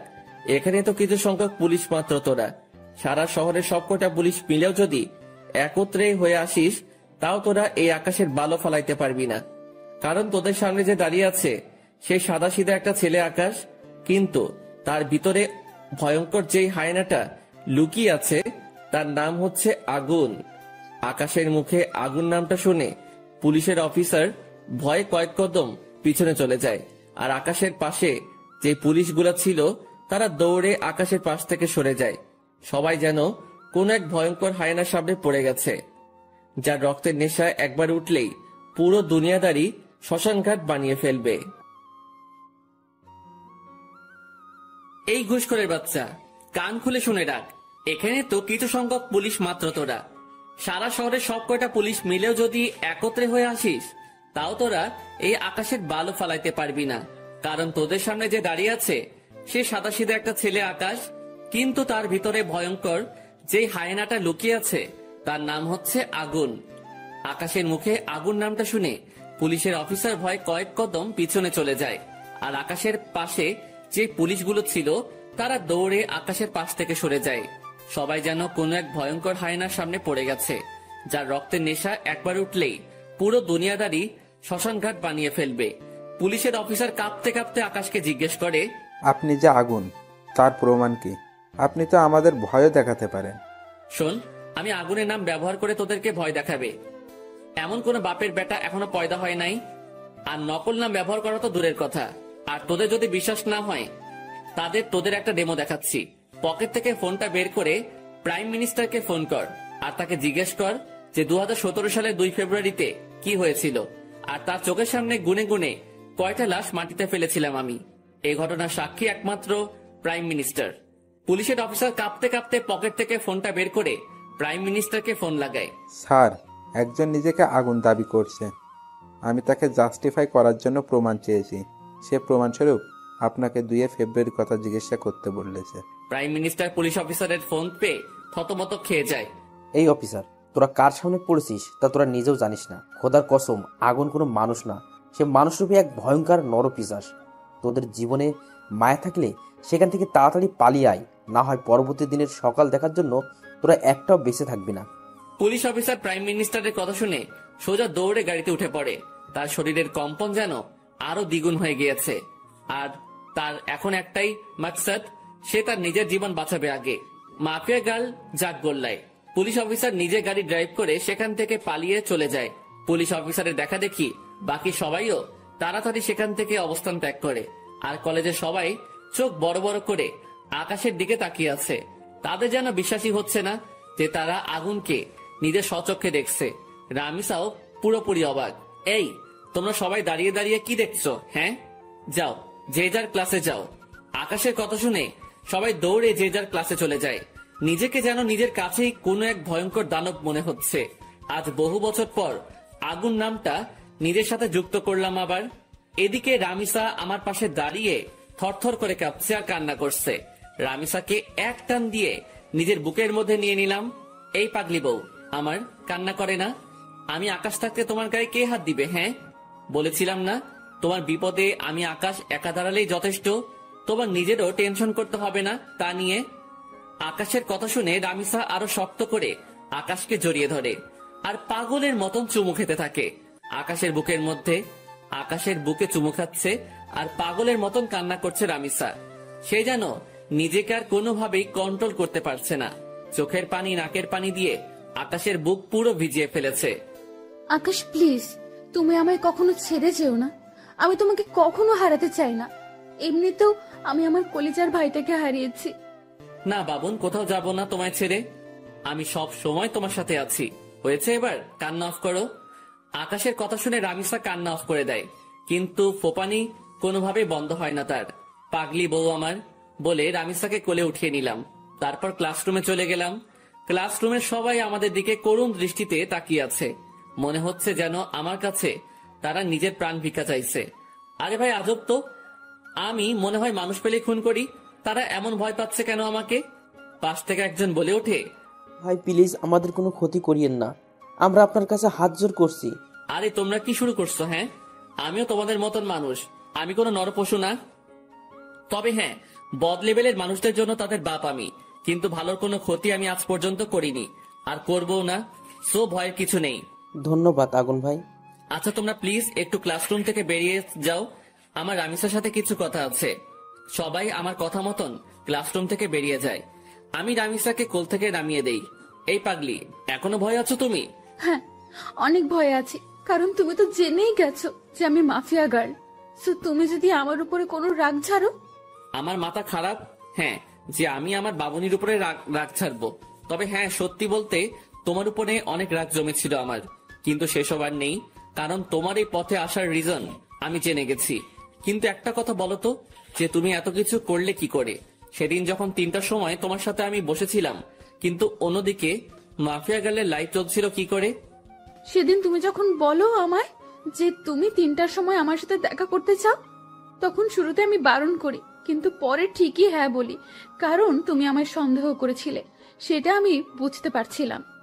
তাই আমি আগ থেকেই লাইভ রেকর্ড করে সেটা 3টায় কাটায় কাটায় সেট করে দিই, আর 3টা বাজতেই সেটা প্লে হয়ে যায় আপনা আপনি। ও বাপরে বাপ, কি মাথা তোমার! আচ্ছা তা না হয় বুঝলাম, কিন্তু তুমি আমার আইডি কেন হ্যাক করতে উঠে পড়ে লেগেছিলে? আর কি করেই বা জানলে যে আমি মাফিয়া গার্লের তালাশ করেছি? তুমি আর শামীম একদিন নদীর পাড়ে বসে বসে আমাকে নিয়ে কথা বলছিলে, আর সাইডে আমি ল্যাপটপ নিয়ে বসেছিলাম। তখন তোমাদের কথা আমার কাছে আসে, তাই তোমার আইডি হ্যাক করে তোমার শিক্ষা দিতে চেয়েছিলাম, কিন্তু পরে দেখি তুমি আমার থেকেও বড় ধরনের খেলোয়াড়, তাই তোমার উপরে রাগ উঠে যায়। তাই এরপর থেকে অনেকবার তোমার আইডি হ্যাক করতে চেষ্টা করেছি আমি, কিন্তু পারিনি। আর তাছাড়া পরে যখন তুমি আমায় প্রপোজাল দাও, আমার সাথে যখন পুরোপুরি মিশে যাও, তখন তোমার উপর থেকে সমস্ত রাগ উঠে যায় আমার, কিন্তু এর পরেও তোমার আইডি হ্যাক করতে চেষ্টা করি। সেটার আসল রিজন হচ্ছে তোমাকে যাচাই করা। আমি দেখতে চেয়েছিলাম তোমার অন্য কোনো মেয়ের সাথে রিলেশন আছে কিনা। রামিসা, তুমি আসলেই মাফিয়া গার্ল নামটা এমনি এমনি রাখোনি, তোমার কাজ বারে বারের সাথে সত্যি নামটার পুরোপুরি মিল রয়েছে। তুমিও তো কম না, কত বড় মাপের মাফিয়া তুমি, তোমার নাম জানে না এমন কেউ নেই। আমার কথা বাদ দাও, আগে তোমারটা বলো, কারণ মাথায় তোমাকে নিয়ে অনেক কয়টা জটলা পেকে আছে। আচ্ছা, তুমি তোমার পুরো আইডেন্টিটি পরিবর্তন কেন করলে? তোমার নাম, চেহারা সবকিছুই কেন হাইড করলে? আর তুমি তো আমার সাথে আগেও চলাফেরা করেছো, তুমি তো চাইলে শুরুতে এসে আমার সাথে মিশতে পারতে। আমি প্রতিশোধ নেওয়ার জন্য সব রকমের আইডেন্টিটি মুছে ফেলেছি, আর চেহারা পরিবর্তন না করলে অনেক আগেই ধরা খেয়ে যেতাম, তাই চেহারাও পরিবর্তন করে ফেলেছি। তবে হ্যাঁ, তোমার সাথে আমার আগে থেকেই চলাফেরা ছিল, কিন্তু আমি চাইনি কোনো রিস্ক নিতে, কারণ এসব করাকালীন যার সাথেই আমার চলাফেরা থাকবে সেই আমায় সন্দেহ করবে, তাই নিজেকে গুটিয়ে রেখেছিলাম। কিন্তু পরবর্তীতে আর পারলাম না, তোমার ভালোবাসায় আটকে গেলাম। হয়তো এটাই আমার সবচাইতে বড় দুর্বলতা হয়ে দাঁড়িয়েছে। দুর্বলতা না, এটাই তোমার কমজোরি ছিল, কারণ তুমি যে মাফিয়া গার্ল সেটা আমি বহু আগে থেকেই জেনে গেছি। কারণ তুমি নিজেই ভেবে দেখো, 1000বার চেষ্টা করে আইডি হ্যাক করতে পারলে না, কিন্তু পরে মিনিটের মধ্যে আইডি হ্যাক করে নিলে, সেটা কি করে সম্ভব? কারণ আমি নিজেই চেয়েছি তুমি আমার আইডি হ্যাক করো, আর আমি তোমার লোকেশন ট্র্যাক করি। যদিও তোমার লোকেশন আলাদা আলাদা কান্ট্রিতে দেখাচ্ছিল, কিন্তু একটা সময় ঠিকই বাংলাদেশের এক্স্যাক্টলি লোকেশন দেখিয়েছে। পরে তোমায় ধরে ফেললাম। তুমি অনেক ভয়ঙ্কর আকাশ। ভয়ঙ্কর না হলে কি কতটা দূর আসতে পারতাম না? কখনোই। ভয়ঙ্কর দেখেই এতটা দূর আসতে পারছি। তবে যাক, আমি অনেক খুশি যে আমি আগুনকে ভালোবেসেছি, যে মানুষকে আমি খুঁজছিলাম মনে প্রাণে আমার সাহায্য করার জন্য, কারণ আমি সবকিছু একা সামলাতে পারছিলাম না, তাই তোমার সাহায্যের দরকার ছিল আমার, কিন্তু কোথাও খুঁজে পাইনি। এখন পরিশেষে এসে দেখি সেই মানুষটাই আমার ভালোবাসার মানুষ। রামিসা, যা হয়েছে হয়েছে, আজকের পর আর কখনো ওসব করবে না, কারণ আমি থাকতে তোমার অমন বাজে কাজ করতে হবে না, আমি সব দেখে নিব। আচ্ছা চলো এবার, আজকে আর ক্লাস করতে হবে না তোমার। আমি তোমার বাসায় পৌঁছে দিয়ে আসছি, আর তোমার বাসায় 2-1 ছেলে পাহারায় ঠিক করে দিয়ে আসছি, তারা তোমার সব সময় দেখভাল করবে। ছেলে ঠিক করবে কেন? কারণ তোমার উপরে এখন অনেকের আক্রোশ জন্মে গেছে, বর্তমানে কঠিন সমালোচনায় রয়েছে তুমি। আমি আগুনের নাম এখন অনেকটাই বিলুপ্ত, আমাকে মানুষ চিনে গেছে সেটা নিয়ে সমস্যা নাই, কিন্তু তোমাকে চিনে গেছে সেটা নিয়ে সমস্যা। কলেজে কেউ না কেউ তো ভাইরাল করে দেবে তোমার কথা, কারণ পুলিশ যখন তোমায় গ্রেপ্তার করতে এসেছিল তখন তারা কলেজে পাবলিশ করে দিয়েছে যে এই কলেজেই মাফিয়া গার্ল রয়েছে, সে এই কলেজে পড়াশোনা করে। পরবর্তীতে পুলিশ তোমায় গ্রেফতার করার জন্য তালাশ করে, সকলেই তখন বুঝে যায় যে তুমি মাফিয়া গার্ল, সো তাই তোমার সমস্যা হতে পারে। তাই সিকিউরিটি দিচ্ছি তোমার বাড়ির আশেপাশে, আচ্ছা। রামিসাকে বাড়িতে পৌঁছে দিয়ে এসে নিজেও বাসায় চলে আসলাম। আজ অনেক ধকল গেছে, তাই হাত মুখ ধুয়ে শুয়ে পড়লাম। খাবারের কোনো চিন্তা নেই, কারণ এই অবেলায় কিসের খাবার খাবো, তাই শুয়ে ঘুমিয়ে পড়ি। দুপুরে উঠে না হয় খেয়ে নিব। অন্যদিকে পুরো দেশে কিছু সময়ের মধ্যেই মাফিয়া গার্ল ভাইরাল হয়ে যায়। রাফিদের